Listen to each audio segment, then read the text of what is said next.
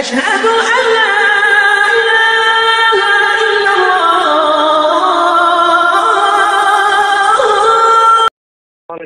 ওয়ালাইকুম আসসালাম, মৌলানা মুস্তাফিজুর বলছেন? জি ভাই। আচ্ছা আচ্ছা, তো যাই হোক, আজকে গ্রুপে দেখলাম আপনার মার্দে মুজাহিদ গ্রুপে আপনি ছিলেন আজকে দুপুরের দিকে, না? জি জি, আমি দুপুরের দিকে ছিলাম। মানে আমি আগের নাম্বার, আব্বার নাম্বারটা চালাচ্ছি না, আমার নাম্বারে হোয়াটসঅ্যাপ খুলেছি। তো এই আমার মাদ্রাসায় ছিলাম, মাদ্রাসাতে বাড়িতে করলাম। আচ্ছা আচ্ছা, মাশাআল্লাহ। মানে ঈদের ছুটিতে চলে এসেছিলেন নাকি একদম? জি জি জি, ঈদের ছুটিতে চলে এসেছি। মাশাআল্লাহ। তো একটা বিষয় জানতে চাইছিলাম আর কি, যদি জানা থাকে বলবেন। জি, তো বলছিলাম যে আপনার কুরবানি, এটা কি উম্মতের জন্য ওয়াজিব না ফরজ না কি? কুরবানি সম্পর্কে আমি সঠিক বলতে পারছি না ভাই। কুরবানি আমি তো যতটা জানি, আমাদের মানে মসলা অনুযায়ী যে সাহেব নিসাব, মানে যার আর কি অর্থ অনুযায়ী একটা হিসাব আছে। তো ওই হিসাব অনুযায়ী মানে ওই সাহেব নিসাব ওই অর্থে যদি সে যদি মানে মালিক হয়, সেই মালিক হলে তাহলে তার কুরবানি তার উপরে ওয়াজিব। আচ্ছা আচ্ছা, এটা হানফি মাসলা, এটা তো সকলেই জানে। তো বিষয় হচ্ছে যে মানে ওয়াজিব হওয়ার জন্য কোনো দলিল আছে কি? কুরবানি ওয়াজিব এর জন্য কোনো দলিল? ওয়াজিব দলিল বলতে আপনি কিরকম দলিল চাইছেন? ধরুন আমি আপনাকে এখানে প্রশ্ন করি যে মানে কেউ কুরবানি করলো না, আমার সামর্থ্য আছে এবং কুরবানি করলাম না, আমার পরে কি ফতোয়া জারি হবে? মানে সাহেব নিসাব হয়ে কুরবানি জি করলো না, জি, আমার সামর্থ্য আছে, আমি করলাম না। ও, তো আমি তো ওইদিকে অতটা থাকি করিনি, তবে আমি যতটা জেনেছি আর কি, যে সাহেব নিসাব যদি কুরবানি না করে তাহলে সে অজিব তরফ করলো। মানে ওয়াজিব কেউ যদি তরক করে তার গুনাহ কি? জি জি জি, ওয়াজিব কেউ যদি তরক করে তার গুনাহ কি, মানে কি গুনাহ হবে? অজিব তরফ করলে কি গুনাহ আপনি বলুন? না, আমি তো জানতে চাইছি কেউ ওয়াজিবকে তরক করে দিল, তার গুনাহ কি হবে? অজিব তরফ করলে কি গুনাহ হয় বলুন আপনি? প্রশ্ন করছি আপনাকে আমি। না, আপনি তো জানেন এই বিষয়টা, আপনি তো আবার জিজ্ঞেস করছেন কেন? অজিব তরফ করলে কি গুনাহ হয় আপনি বলুন না। না, আপনি আজকে যে কিছু পোস্ট করেছিলেন যে হানফি মাসলা সবগুলো কোরআন সুন্নাহ দ্বারা প্রমাণিত, তো ওয়াজিব হওয়ার জন্য কোনো দলিল আছে? কি পোস্ট করেছিলেন আপনি অনেক বাস করছিলেন একটা ভাইয়ের সঙ্গে, 64-63 নাকি নাম্বার লাগছে। না না, আমি তো কিছু পোস্ট করিনি। তো আমি উনি কিছু ভয়েস করছিলেন অনেকগুলো। হ্যাঁ, অডিও করছিলাম। অডিও কি বলেছি আমি বলুন? হ্যাঁ, বলছিলেন যে বর্তমান আমাদের আহলে হাদিসদের যারা আছে, বিজর পাক, শুয়োর পাক, ইয়া পাক, অনেকগুলো বললেন। তারপরে বললেন যে আমাদের হানফি মাসলাতে এমন কোনো মাসালা নেই যেটা কোরআন সুন্নাহর বিপক্ষে। আমি এরকম কোনো অডিও করিনি অবশ্য। আমি ওই যে কি ভাই ওগুলো কি কথা বলছিল, আমি তাকে কিছু প্রশ্ন করেছিলাম যে আমি একটুখানি বলছি, মনে করে নেই। আমি সম্ভবত বলেছিলাম যে আপনাদের শায়েখরা যে সমস্ত কথাবার্তা বলছে যে রাসূলুল্লাহ গুনাহগার, এই সমস্ত বিষয়কে আপনারা দেখেন না বলে ভিডিও পোস্ট করেছিলাম। এইগুলো তো ব্যাপার। না না, অনেকগুলো অডিও করেছেন, সেখানে আহলে হাদিসকে কটূক্তি করেছেন। সে যাই হোক, সেটা পরে বিষয়, সে করলেন, ওটা আপনার নিজের বিষয়। আপনি যেটা করবেন সেটা আপনি ইনশাআল্লাহ কিয়ামতের মাঠে পাবেন। আমি যেটা করবো আমিও কিয়ামতের মাঠেই পাবো। তো বিষয় হচ্ছে যে বীর্য, আর আপনি আরেকটা কি যেন বলছিলেন যে হ্যাঁ যে মানে উটের পেশাব, গরুর পেশাব, এগুলো কি পাক না নাপাক? এগুলো তো আমাদের হানাফি মাযহাবে তো নাপাক। আচ্ছা, মানে কি দলিলের ভিত্তিতে? কি দলিলের ভিত্তিতে, তাই তো? জি। আপনার তাহলে আমার একটু কিতাব দেখতে হবে, মানে এই মুহূর্তে মতলবটা খেয়াল আছে, কিন্তু কি দলিলের ভিত্তিতে আমার দলিলটা খেয়াল নেই, বুঝলেন? আচ্ছা, আমি আপনাকে বলি, ইমামে আজম আবু হানিফা রাহিমাহুল্লাহ তিনি বলেছেন, কোন মুফতির জন্য এটা বৈধ নয় যে আমি যে কথা বলেছি তার দলিল না জেনে আরেক অপরকে বলা। এটা মাশহুর একটি উক্তি। না না, এটা তো আমি তো মুফতি নয়, তাই না? না না, আপনি যেহেতু মুফতি মানে কি ভাই, যে ফতোয়া দিচ্ছে, আপনি যেহেতু আহলে হাদিসের উপরে কটূক্তি করছেন। জি, আমি কি ফতোয়া দিয়েছি কি? না না, আমি বলি আপনাকে, আপনি যেহেতু আহলে হাদিসের উপরে কটূক্তি করছেন, যেদের নিকটে এটা পবিত্র, তো আমি সেই কারণে বলছি, তার মানে নিশ্চয়ই আপনার কাছে অকাট্য দলিল আছে, না হলে আপনি না তাহকিক করে কিভাবে কটূক্তি করেন? কোনগুলো তাহকিক করিনি বলুন? নিশ্চয়ই তাহলে আপনার কাছে পেশাব পাক না নাপাক এর বিষয়ে তাহকিক করার পরে তো আপনি কটূক্তি করছেন অপর বিপক্ষীয় দলকে। হ্যাঁ, এইটা আমার মশলাটা এটা জানা আছে বলেই আমি বলেছি, আমাদের হানাফি মাযহাবে এগুলো তো নাপাক, সেই জন্যই বলেছি যেগুলো। কি দলিল আছে তার পক্ষে? কি দলিল আছে? কিসের পক্ষে কি দলিল আছে? মানে যেটা পাক এর পক্ষে কি দলিল আছে? নাপাক পাক তো আপনারা বলেছেন। আমাদের কাছে আলহামদুলিল্লাহ আমাদের কাছে কোরআন সুন্নাহ দলিল আছে ভাই, আমরা আহলে হাদিস, কোরআন সুন্নাহ আমাদের দলিল। তো বিষয় হচ্ছে যে আমাদের নিশ্চয় দলিল আছে, তাই না? নিশ্চয়ই আছে। তো কি দলিল জানতে চাইছি, আপনি মানে বিশেষ করে কটূক্তি করছেন তাই। তাহলে আমাকে সময় দিতে হবে, তাই না? আচ্ছা আচ্ছা, জি শুনুন আমি আপনাকে বলি, একখানা দলিলও নেই, ঠিক আছে? বলুন।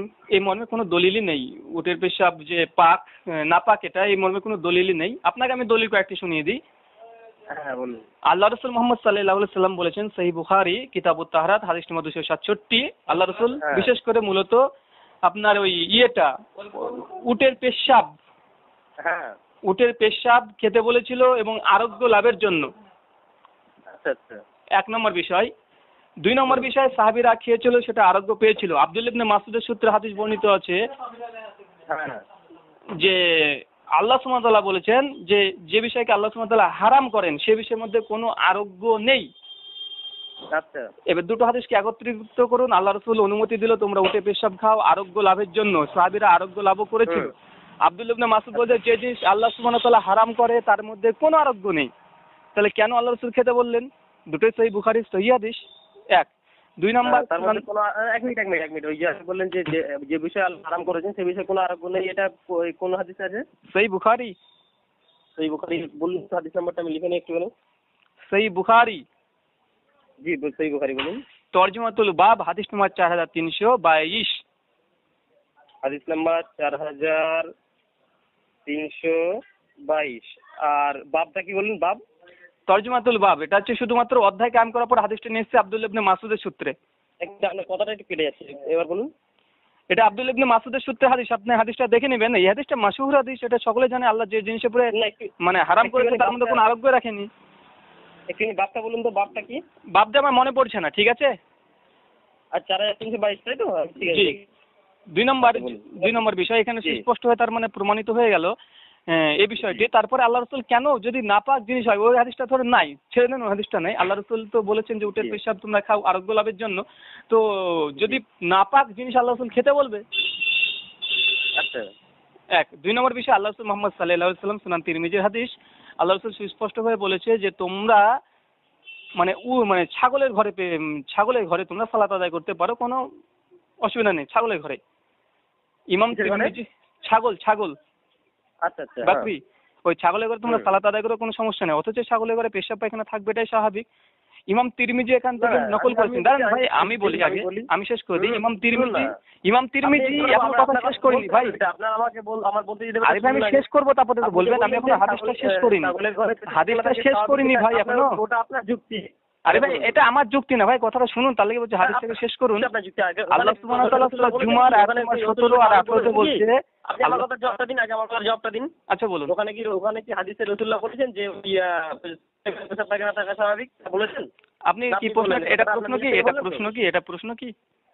হ্যাঁ অবশ্যই প্রশ্ন তো আপনি নিজে থেকে বললেন।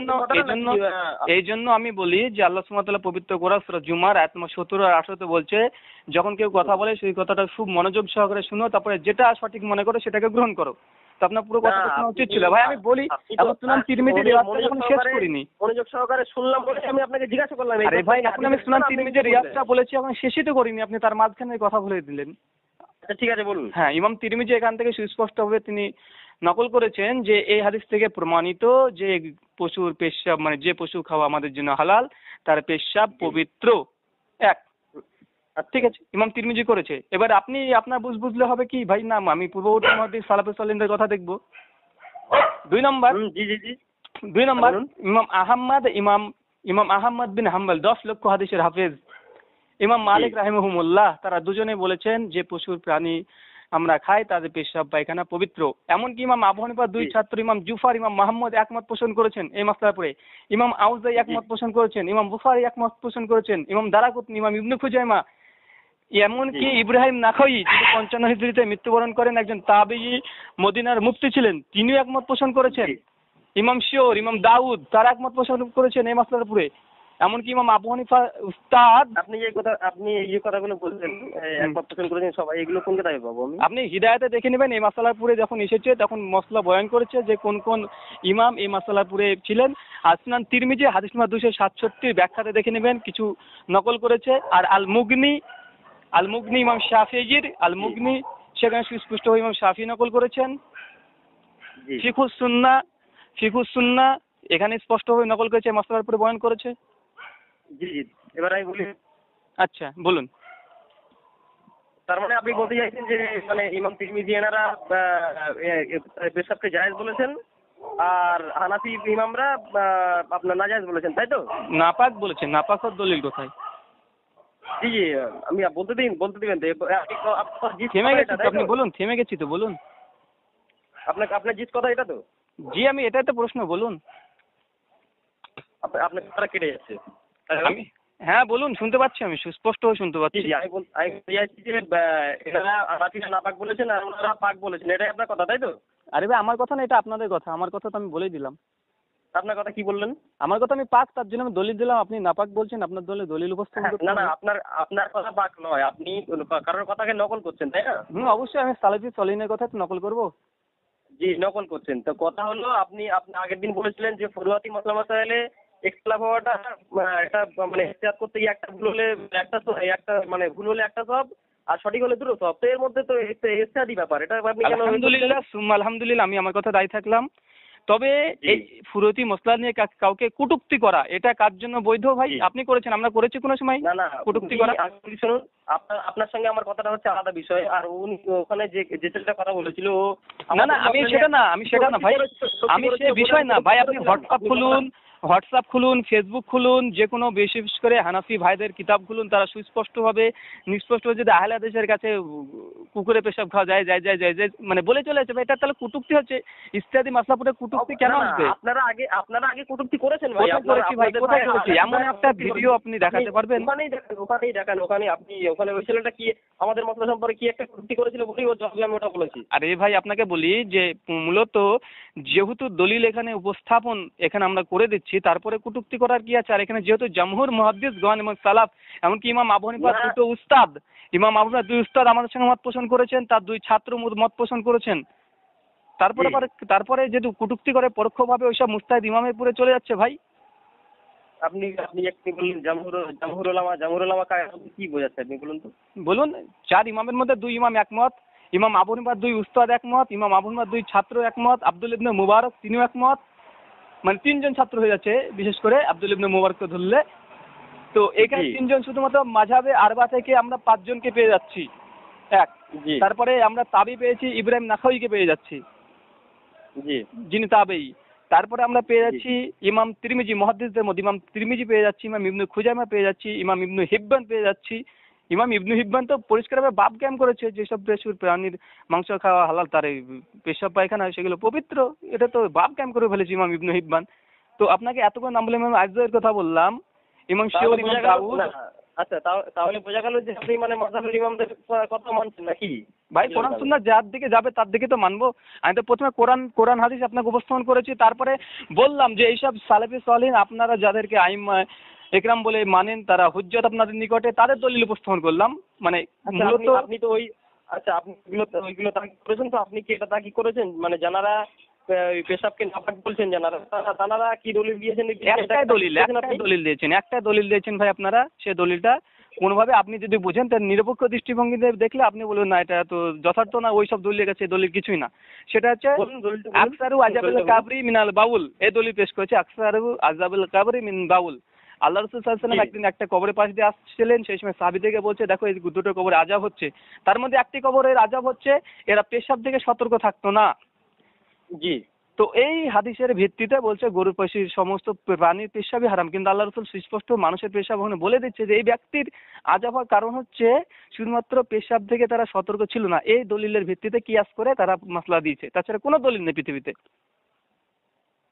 না, তো এই দলিলটা তারা যে দিয়েছে, দলিল একেবারে নেই তো নেই।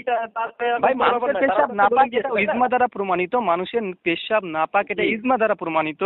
কিন্তু পশু প্রাণী যখন এখানে জামহুর মুহাদ্দিস এবং সালেফে সালেহিন প্লাস কোরআন হাদিস থেকে প্রমাণিত হয়ে যাচ্ছে জায়েজের দিকে, তারপরে এটাকে খণ্ডন করার জন্য ওয়াকাত দলিল লাগবে, আর সেটা লাগবে নাস দ্বারা লাগবে, জাহের দ্বারা হলে হবে না। এটা তো জাহের, আপনাকে নাস লাগবে। আচ্ছা আমি বলি শুনুন। জি বলুন। আপনি আপনি যেটা বলতে চাইছেন যে এই একটা দলিল যারা পাক নাপাক বলেছেন তারা একটা দলিল দিয়েছেন। আর কোনো দলিল নেই। একটা দলিল যে দিয়েছেন, তার দলিল দিয়েছেন কিনা সেটা বলুন আগে। আরে ভাই মানুষের জাতামাতা দলিল দিলে হবে ভাই? একজন এসে আমাকে বলছে, একজন হিন্দু এসে বলছে ভাই, আমি প্রশ্ন করছি ভাই মূর্তি পূজা আপনারা করেন, এটা তো শিরক। তিনি বলছে কি যে বলেন ভাই, আপনারা মৌলভী সাহেবরা কোরআন হাদিস পড়েন, কি জানেন আপনারা? আমি বলছি কেন ভাই? বলছে কোরআনে শুরু হয়েছে মূর্তি পূজা দিয়ে। আমি বলছি মাশাআল্লাহ, কোরআন শুরু হয়েছে মূর্তি পূজা দিয়ে, কোথায় আছে? বলছে সূরা বাকারাতে আছে। আমি বলছি কোথায় আছে? বলছে আদম আলাইহিস সালামের কাহিনী কোথায় আছে? সূরা বাকারা 30 থেকে 38 নম্বর আয়াত। আমি তখন তিনি বলছে হ্যাঁ ওখানে ওখানে ওখানে মূর্তি পূজা আছে। শুনে নিন, আমি আপনাকে বলে দিই, শুনে নিন। দলিল দিচ্ছে কিভাবে দেখে নেন। দলিল আপনি দিচ্ছেন তো, আমি সেটা আপনাকে উপস্থাপন করে দিচ্ছি। তিনি আমাকে আদম আলাইহিস সালামের কাহিনী শুনে দিলেন কোরআন থেকে, যেখানে ফেরেশতা থেকে বললো আদমকে, মাটিকে বললো তুমি সেজদা করো। সেজদা যারা করেছিল না তারা হচ্ছে শয়তান, অর্থাৎ মাটির আদমকে, অর্থাৎ মূর্তি পূজা সেই সময় যারা করেনি তারা শয়তান। তো আপনি ভাই এরকম দলিল দিলে হবে? কোথায় মানুষের পেশাব, কোথায় আপনি কুকুর ছাগল গরুর মধ্যে লাগিয়ে দিচ্ছেন, হালাল প্রাণীর কাছে লাগিয়ে দিচ্ছেন।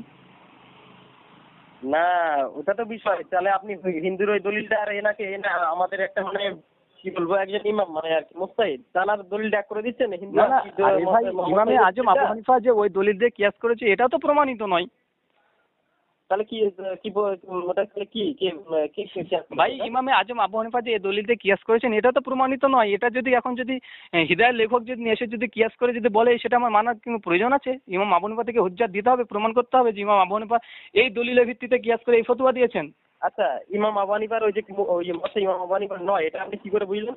মুয়াত্তা ওই ওই যে মতটা ইমাম আবু হানিফার নয়, আপনি তো বললেন না ওটা ইমাম আবু হানিফার কিয়াসই নয়, আপনি কি বললেন এখন? ভাই কোনো সনদ আছে? কোনো সনদই তো নেই। হিদায়াত কিতাব লেখা হয়েছে, হিদায়াত কিতাব আমার কথাটা শুনুন আগে। বলুন। ইমাম আবু হানিফা রাহমাতুল্লাহ আলাইহির সমস্ত মাসলা যা সমস্ত ওনার ছাত্ররা কিতাব লিখেছেন, জামে সাগীর, জামে কবির, সমস্ত কিতাব রয়েছে, ওই কিতাবেই তো লেখা হয়েছে। সনদের কি প্রয়োজন আছে আর? হ্যাঁ আরে ভাই আপনি ওখান থেকে সনদ দিয়ে প্রমাণ করতে হবে না ইমাম আবু হানিফা ওই কিতাবে বলেছে। না আমি আমি আমি আমি আপনার ছাত্র, তো আমি আপনার মতগুলো যদি আমি আপনার ছাত্র হয়ে কিতাবে লিখি তাহলে সনদের কি প্রয়োজন? আমার আপনি ব্যাসের মধ্যে কোনো সনদই নেই ভাই। সনদের প্রয়োজন নেই বলছেন? তো সনদের প্রয়োজন কখন হয়? যখন আপনার মাঝখানে আমার মাঝখানে যখন 4-5 ফুট ডিস্টেন্স যখন হবে তখন সনদের প্রয়োজন হবে। যে মাঝখানে এতটা ডিস্টেন্স এই পর্যন্ত এলো কি করে, তাই না?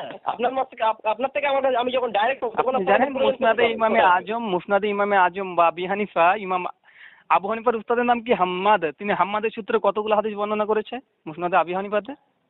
কি দরকার ছিল ইমাম আবু হানিফা তাহলে তার শিক্ষকের কাছ থেকে মানে পাশাপাশি দেখেছে শুনেছে আবার ওর কাছ থেকে সনদ বর্ণনা করা? উনি সনদ বিভিন্ন সনদ পেয়েছেন বলে সনদগুলো বর্ণনা করেন। তাহলে তার শিক্ষকের সনদ দেওয়ার কি দরকার যে আমি হাম্মাদের কাছ থেকে শুনেছি? এখানে ইমাম মুহাম্মদ ইমাম ইউসুফ যারা জামে সাগীর, জামে কবির কিতাব লিখেছেন, এখানে সনদের প্রয়োজন ছিল না ওনার। ভাই আমি আপনাকে বলি জামে আপনার যেগুলো কিতাব বলছেন ইমাম মুহাম্মদের, জামে সাগীর, জামে কবির যেগুলো বলছেন, তো এইসব কিতাবগুলো এখন বর্তমানে হানাফিদের কাছে হুজ্জাত, তারা দলিল টানে কিতাব থেকে। ওই সমস্ত কিতাবগুলো থেকে দলিল টানে কোনো কিতাবে কোনো মাসআলা বয়ান করার ক্ষেত্রে এইসব কটা মাসলার ক্ষেত্রে আপনারা এইসব কিতাবের হাওলা পেয়েছেন আজ পর্যন্ত? একবারে নিরপেক্ষ দৃষ্টিভঙ্গি দিয়ে বলুন। আর ফতোয়া মাহমুদুয়া, ফতোয়া দারুল উলুম, ফতোয়া হিদায়া, ফতোয়া শামি, ফতোয়া দুরুল মুখতার। আপনার কথা থেকে চলে এলো, আমি বলি এবার। বলুন। আপনার মিশকাত শরীফ একটা হাদিসের কিতাব আপনি মানেন তো?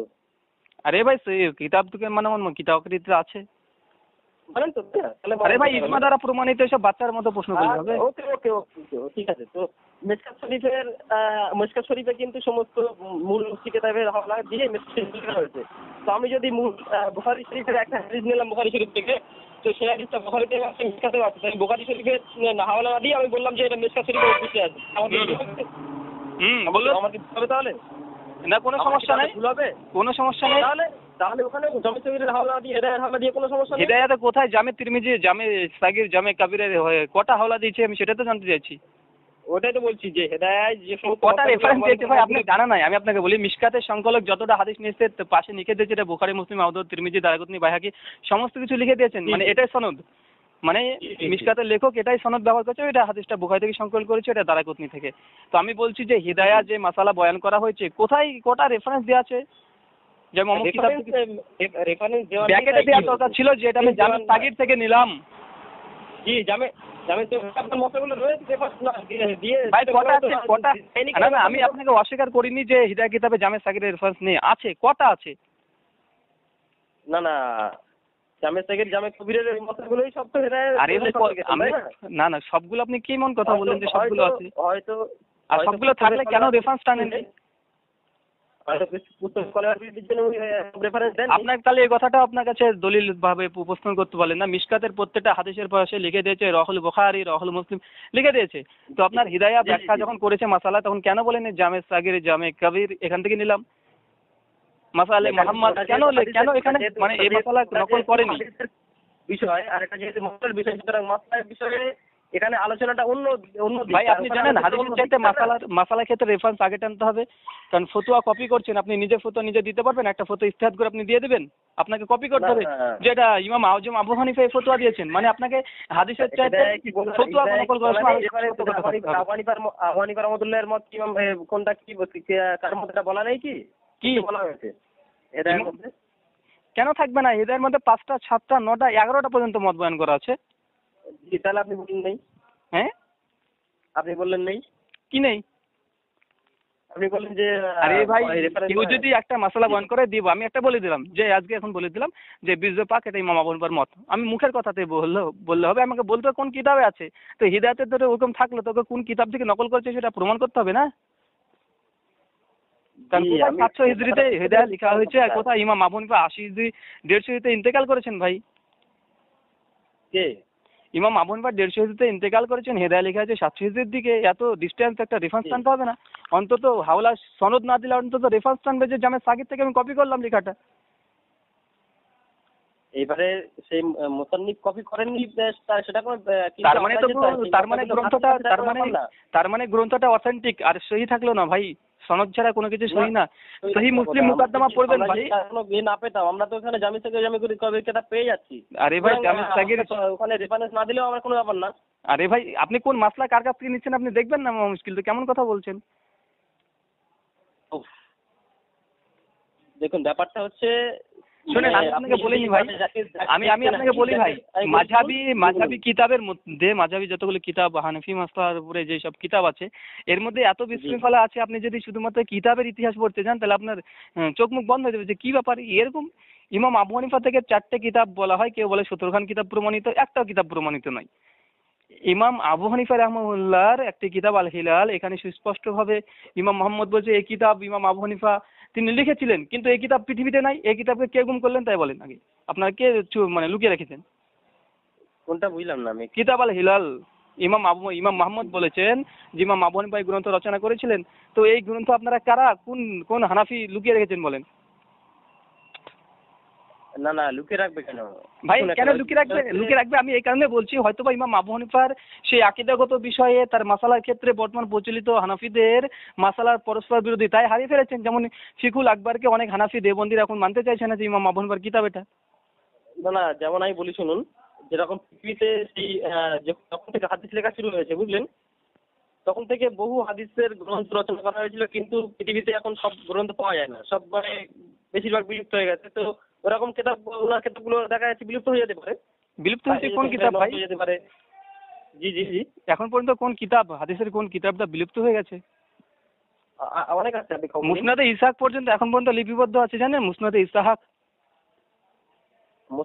লিখবো থাকতে পারে, কিন্তু এমন অনেক কিতাব আছে। কোন কিতাব একটি নাম বলুন ভাই, শুধু আপনি যদি বলে ছেড়ে দিলে হবে না ভাই, এটা শরীয়ত, এটা আমার হাওয়াই লাড্ডু না যে যাতে বলে দিই।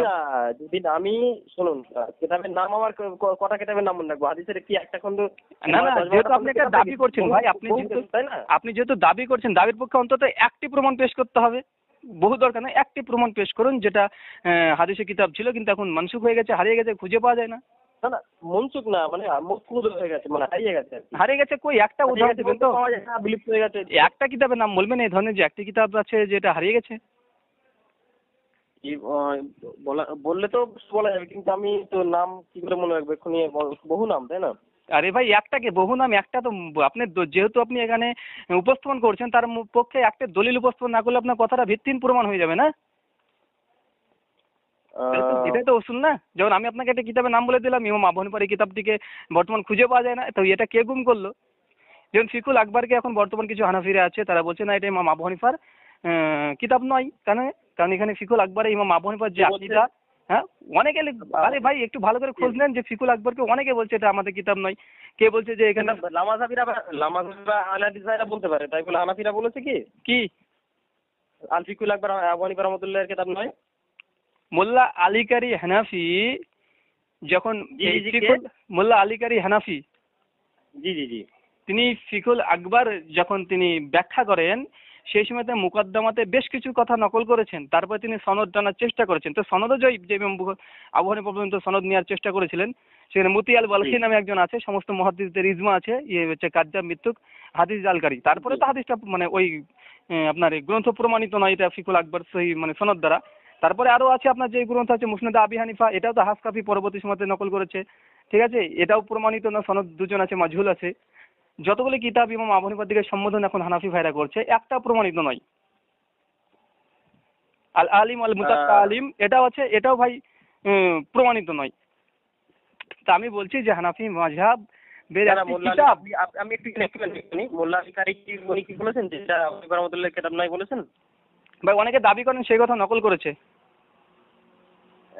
সেই কথা মোল্লা আলী কারি নকল করেন, কিন্তু আমি বলতে চাইছি যে আপনি বললেন যে অনেক হানাফিদের মধ্যে বা বলছে যে উনি কি আলফিকুল আকবর আবু হানিফা রহমতুল্লাহের কিতাব নয়। তো আমি আপনাকে জানতে চাইলাম কে বলেছে? আপনি তো মোল্লা আলী কারি রহমতুল্লাহের কথা বললেন, তো উনি মানে স্পষ্ট বলেছেন যে নকল করেছেন ওখানে এই কিতাবটাকে আলাদা ব্যাপার, নকল করাটা বিভিন্ন। আরে ভাই উনি নকল কি উনি কি মিথ্যা কথা লিখেছে? তাহলে মোল্লা আলী কারিকে হানাফিকে মিথ্যুক প্রমাণ সাব্যস্ত করতে হবে আগে, তারপর আমাকে।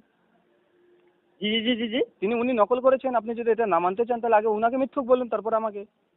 না না, নকল করেছেন কি তার মানে বিভিন্ন মানুষের বিভিন্ন ব্যক্তির উক্তি দেখিয়েছেন, তাই বলে কি উনি তার বলেননি যে কিতাবটা? আচ্ছা ভাই আপনি কি মানেন? আপনি তাহলে আপনার পরে একটা পরীক্ষা করে নিই, একটা টেস্ট হয়ে যাক আপনার পরে। আপনি কি ফিকুল আকবরকে ইমাম আজম আবু হানিফার কিতাব হিসেবে বিশ্বাস করেন? এই আকীদা পোষণ আছে আপনার? জি, আমি যতটা শুনেছি ততটা তো আমার উপরে বিশ্বাস আছে। আচ্ছা আইন আল্লাহ আমি বলি মাকতাবা শামিলা আপনি মাকতাবা শামিলা মানেন তো নিশ্চয়ই? কি আপনার কাছ থেকে মাকতাবা শামিলার ডিটেইলস আমি আগে জানলাম। বলতে থাকুন তাই কিনা ভাই বলুন। মাকতাবা শামিলা আমি যখন কিতাব ডাউনলোড করলাম, ডাউনলোড করার জন্য যখন ওতে মারলাম আলফিকুল আকবর, তো ওতে আর কি আপনার কিতাবের নাম দেখায় এবং মুআল্লিফ দেখায়। তো মুআল্লিফ ওখানে তো আবু হানিফা রহমতুল্লাহর নাম দেখালো, এটাই জানি আমি। আমি সেটা বলছি যে আপনি কি বিশ্বাস করেন কি এটা ইমাম আবু হানিফার কথা? হ্যাঁ, আমি মাকতাবা শামিলা দেখেছি, মানে বিশ্বাস করতে হবে আমাকে। আচ্ছা মাশাআল্লাহ। আইন আল্লাহ বলেন। আইন আল্লাহ, আল্লাহ কোথায়? জি আপনি বলুন ভাই, আপনি বলুন। না, আমি বলি শুনুন আপনাকে। আইন আল্লাহ এই বিষয়টা নিয়ে আমি তো কি বলবো, মানে আমি তো একেবারে অনেক মানে এই বিষয়ে অনেক নিচে আর কি বলবো, আমি ওই বিষয়ে কোনো করিনি আর ওই বিষয়ে কোনো জিনিস দেখিনি, ঠিক আছে? সুবহানাল্লাহ, কি যে বলেন ভাই, করিনি বা কোনো। জি জি জি তো প্রথমে বলি তো ইমাম আজম আবু হানিফা রাহিমাহুল্লাহ ফিকুল আকবর 67 পৃষ্ঠায় লিখেছেন যে আল্লাহ হচ্ছে তার আরশে সমাসীন। কোন ব্যক্তি যদি বলে আর আরশ কোথায় অর্থাৎ আসমান কোথায়, সেই ব্যক্তি হচ্ছে কুফরি করলো, কাফের হয়ে গেল। তো বর্তমান আহলে দেওবন্দ আহলে বেরেলভী বলুন যে আরেকবার বলুন বিষয়টা, আমি বুঝলাম না। ইমাম আবু হানিফাকে যখন প্রশ্ন করা হলো, ইমাম আবু হানিফা রাহিমাহুল্লাহকে যখন প্রশ্ন করা হলো আইন আল্লাহ, আল্লাহ কোথায়, তিনি বললেন ফিস সামায়ে, আসমানে আছে আল্লাহ সুবহানাহু ওয়া তাআলা তার আরশে। পাল্টা কেউ যদি প্রশ্ন করে আসমান মানে আরশ কোথায় আবার, ঠিক আছে, তো কেউ যদি বলে যে আমি জানি না আল্লাহ কোথায় মানে আরশ কোথায় আছে, তাহলে সে ব্যক্তি কুফরি করলো। দলিল স্বরূপ পেশ করেছেন ইমাম আজম আবু হানিফা ফিকুল আকবরে আর রহমান আলাল আরশি ইস্তাওয়া, সূরা তাহা আয়াত নম্বর 5, সূরা আরাফ আয়াত নম্বর 54। তো ইমাম আবু হানিফা রাহিমাহুল্লাহ আকীদা হচ্ছে আল্লাহ আরশে আছেন। কিন্তু বর্তমান প্রচলিত যারা আহলে দেওবন্দ হানাফি এবং আহলে বেরেলভী হানাফি যারা আছে, তারা তো বলছে আল্লাহ সব জায়গায় আছে। আল্লাহ সব জায়গায় আছে কিভাবে বলছেন? মানে এটা আপনাকে ব্যাখ্যা বলতে হবে তো। ব্যাখ্যা তিনি বলছেন সব জায়গায় আছে, আল্লাহ সব জায়গাতে আছে। না না, ওটা হতে পারে। আমাকে ভাই, আমার কাছে একটা অডিও নেই, আমাকে একজন বলেছে, এমনকি এক মুফতি সাহেব জায়গায় আছে, তার মানে জি বলুন। এক মুফতি সাহেবের সঙ্গে এই মাদ্দে মুজাহিদ গ্রুপে আলোচনা চলছিল, তো তিনি বলছেন আল্লাহ সব জায়গায় আছে, বেশ সেখানে আছে, পায়খানা বাথরুমে আছে। আল্লাহর কসম করে বলছি, আর আমি যদি মিথ্যা কথা বলি আল্লাহ সুবহানাহু ওয়া তাআলার পক্ষ থেকে আমার উপরে নালত বর্ষিত হোক। আমি বলছি আমিন, আপনি বলুন আমিন বলুন। আমি বলি শুনুন না না, আপনি আমিন বলুন, আমার কথাটা সত্যটা প্রমাণ হয়ে যাবে ভাই। আমি আপনাকে কি বলছি সেটা শুনুন, সেটা ভাবছেন। আরে ভাই আপনি আমিন বলুন, আমি তো আমার উপরে নালত বর্ষণ করে কথা বললাম ভাই। এই মুফতি কি বলেছে আমি ওটা জানতে চাইছি না, আমি বলতে চাইছি যে বর্তমান তার লেগে ভাই আমি সমস্ত জায়গায় ভাই আপনি আমার কথার মধ্যে বুঝতে পারেননি আমার কথাটা। আমার কথাটা বুঝতে পারেননি আপনি, ঠিক আছে? আমি কি বলেছি, বর্তমান প্রচলিত আহলে দেওবন্দ, প্রচলিত, ঠিক আছে, যারা প্রচলিত মানে এখন আছে, তাদের কাছ থেকে যেটা আমি যতগুলো জিজ্ঞাসা করছি সবাই বলছে আল্লাহ সব জায়গায় আছে, পায়খানা বাথরুম, এমনকি ওই ব্যক্তির কথা নকল করলাম, তিনি বলছেন বেশ্যাখানাতেও আল্লাহ আছে, ঠিক আছে? তো প্রচলিত হানাফির কথা বলেছি, প্রচলিত দেওবন্দির কথা বলছি। আমার কথাটা শুনবেন না আপনি? বলুন। আল্লাহ আল্লাহ সব জায়গায় আছে, আপনি জিজ্ঞাসা করলেন না যে কিভাবে সব জায়গায় আছে?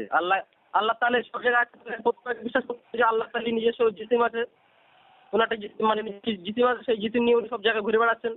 কি আল্লাহ মানে কুদরতান কি হবে সেটা জানতে হবে, ব্যাখ্যাটাকে আপনি জিজ্ঞাসা করলেন না? জিজ্ঞাসা করেছি। কি বললো উত্তরে? তিনি বলছেন আল্লাহ যেরকম শান সেইভাবে তিনি আছেন। আল্লাহ যেরকম শান্তি হবে, এটা কোনো কথা হলো না, এটা উত্তর হলো না। হ্যাঁ, তো উনি দিয়েছেন, আপনাকে উত্তর দিলাম, না হলে আমি কি করবো ভাই? আমি তো নিজের উত্তর দিচ্ছি না, আমার উত্তর তো আলাদা আছে। দেখুন, আমরা আহলে সুন্নাত ওয়াল জামাতের যেটা আমাদের আকীদা, যেটা যে আল্লাহ রাব্বুল আলামিনের রহমত সমস্ত জায়গায় বিরাজমান। মাশাআল্লাহ, এটা হচ্ছে আহলে হাদিসদের এটা হচ্ছে আকীদা, এবং ইমাম মালিক, ইমাম আবু হানিফা, ইমাম শাফি, ইমাম আহমেদ ইবনে হাম্বল, সমস্ত সাহাবা রাদিয়াল্লাহু তাআলা আনহু এবং মদিনাবাসী, মক্কাবাসীদের এটা হচ্ছে আকীদা, এটা হচ্ছে বিশ্বাস। কিন্তু বর্তমানে প্রচলিত যারা হানাফি দেওবন্দি, হানাফি বেহলভী, তারা স্পষ্ট হয়ে বলছে যে আল্লাহ সুবহানাহু ওয়া তাআলা সমস্ত জায়গায় বিরাজমান। ওই কথা বলছে যেমন কি বেশ্যাখানাতে আল্লাহ সুবহানাহু ওয়া তাআলা আছেন। আমাকে দলিল উপস্থাপন করেছেন কি জানেন ভাই? তার জন্য তিনি কি বলে, আমি বললাম যে ভাই নাপাক জায়গাতে আল্লাহ সুবহানাহু ওয়া তাআলা, তিনি সঙ্গে সঙ্গে আমাকে জবাব দিচ্ছেন, ভাই একজন হাফেজ, তার ভেতরে পুরো পবিত্র কোরআন আছে, সে যদি পায়খানা বাথরুমে ঢোকে তাহলে কি পবিত্র কোরআনটা কি নাপাক হয়ে যাবে? আমাকে পাল্টা তাই প্রশ্ন করেছে ভাই, তিনি আমার সঙ্গে কিয়াস করেছেন।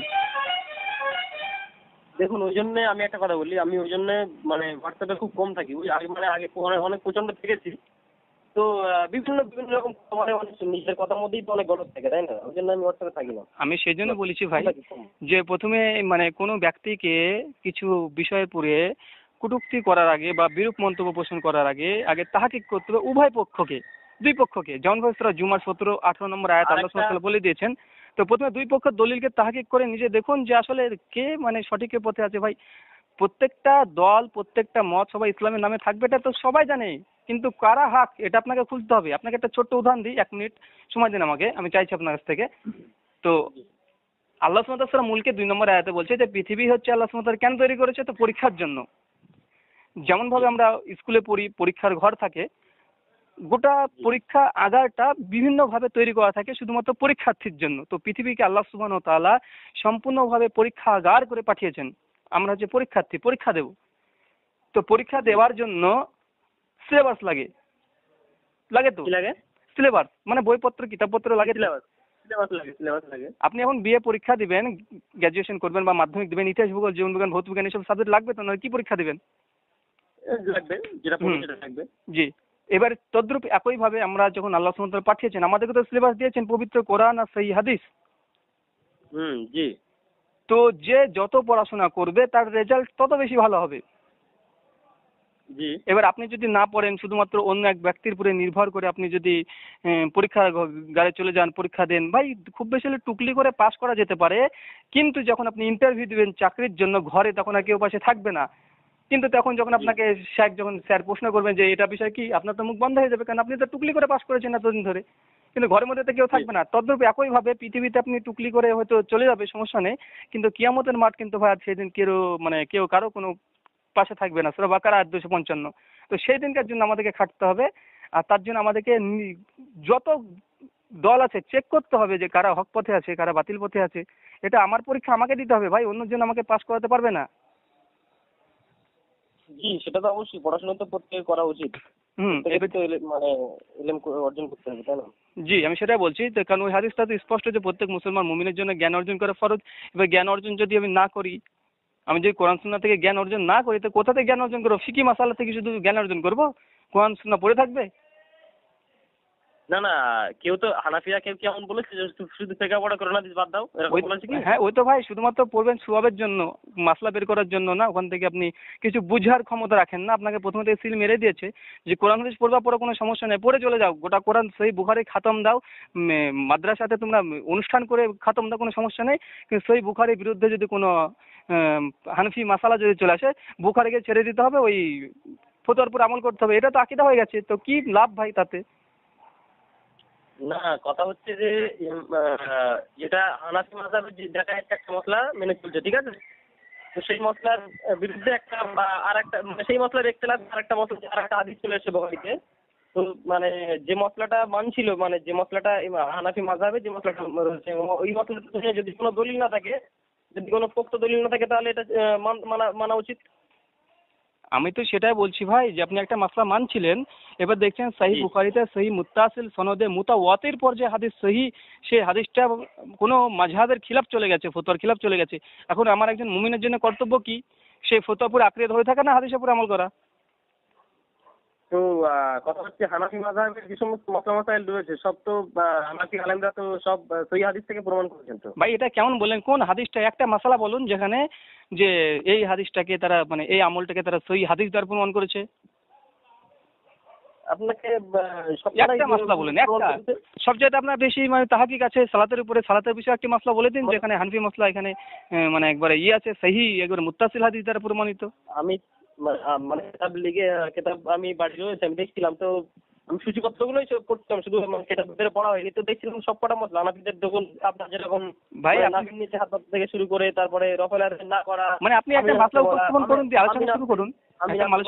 আমি নাস্তে বলা একটা আলোচনা বিষয়গুলো সহি হাদিস থেকে প্রমাণ করেছে আমি দেখলাম। না না ভাই, আমি তো বললাম যে একটা হিন্দু ভাইয়ের একটা বই লিখেছে, কলকাতা থেকে ছাপাচ্ছে ওরা, যে কোরআন সুন্নাহর আলোকে হিন্দু ধর্ম বলে, কোরআন সুন্নাহর আলোকে হিন্দু ধর্ম। বুঝতে পারছেন কি বিষয়?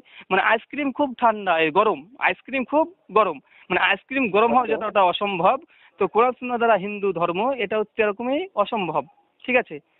তো বিশেষত ওই যে বিষয়টি লিখেছে হানাফিদের নামাজ, আমি তো পড়েছি বইটা, আমার পুরো তাহাকিক আছে হাদিস বইটার পরে। ঠিক আছে? তো আমি সেই জন্য বলছি যে কোন মাসালাটা সহি হাদিস দ্বারা প্রমাণ করেছে আর আহলে হাদিসরা বিপক্ষে আছে এমন একটা মাসলার নাম করুন।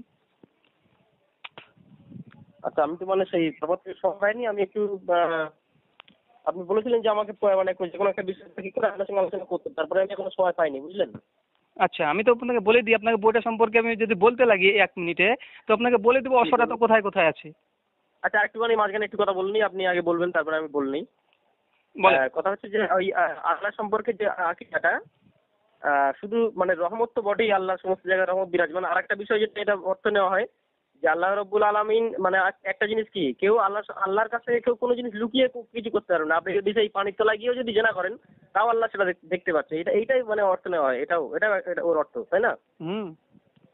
কিন্তু আমার বিষয়টা তা না, বিষয় হচ্ছে যে আল্লাহ আইন আল্লাহ কোথায়, আল্লাহ নিজে যখন জবাব দিয়েছে আর রহমান আলাল আরশে ইস্তাওয়া, আল্লাহ হচ্ছে সেই আরশের উপরে আছে। আল্লাহুল্লাযী খালাকাস সামাওয়াতি ওয়াল আরদা ওয়া মা বাইনাহুমা ফি সিত্তাতি আইয়ামিন সুম্মা ইস্তাওয়া আলাল আরশ।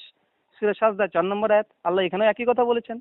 কোরআনে কমপক্ষে 7খানা আয়াত আছে যেখানে আল্লাহ সুবহানাহু ওয়া তাআলা তিনি আরশের উপরে সমাসীন। এখানে একটা কত সুন্দর একটা আছে, আল্লাহ সুবহানাহু ওয়া তাআলা মিলিয়েছে রেখেছেন। 7টা আসমান আছে, 7বারই এই কথাটা কোরআনে ব্যবহার করেছে যে আল্লাহ তার আরশে সমাসীন, 7 আসমানের উপরে আরশে সমাসীন। তার যেমন শান তেমন ভাবে আছে। কেমন ভাবে আছে ইমাম মালিককে প্রশ্ন করা হয়েছিল, যদি বলে কেমন ভাবে আল্লাহ সুবহানাহু ওয়া তাআলা বসে আছেন কি দাঁড়িয়ে আছেন কি কিভাবে আছেন, তো পরিষ্কার বলেছে যে প্রশ্নটা হচ্ছে বিদআত, এই প্রশ্ন করা হচ্ছে বিদআতি যে প্রশ্ন করবে।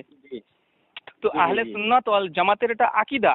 কিন্তু আমার কথা আমি তো আপনাকে সেই প্রথম দিনে বলেছি ভাই, আমার কথা ইমাম আবু হানিফাকে নিয়ে নয়। আমরা তাকে আহলে সুন্নাত ওয়াল জামাতের একজন মুস্তাহিদ ইমাম হিসেবে বিশ্বাস করি। কিন্তু বর্তমান প্রচলিত যারা হানাফি, দেওবন্দি হানাফি, বেরেলভী আছে, তারা কি তাদের সঙ্গে কোনো ইমাম আবু হানিফার কোনো ফতোয়ার সঙ্গে একমত আছে?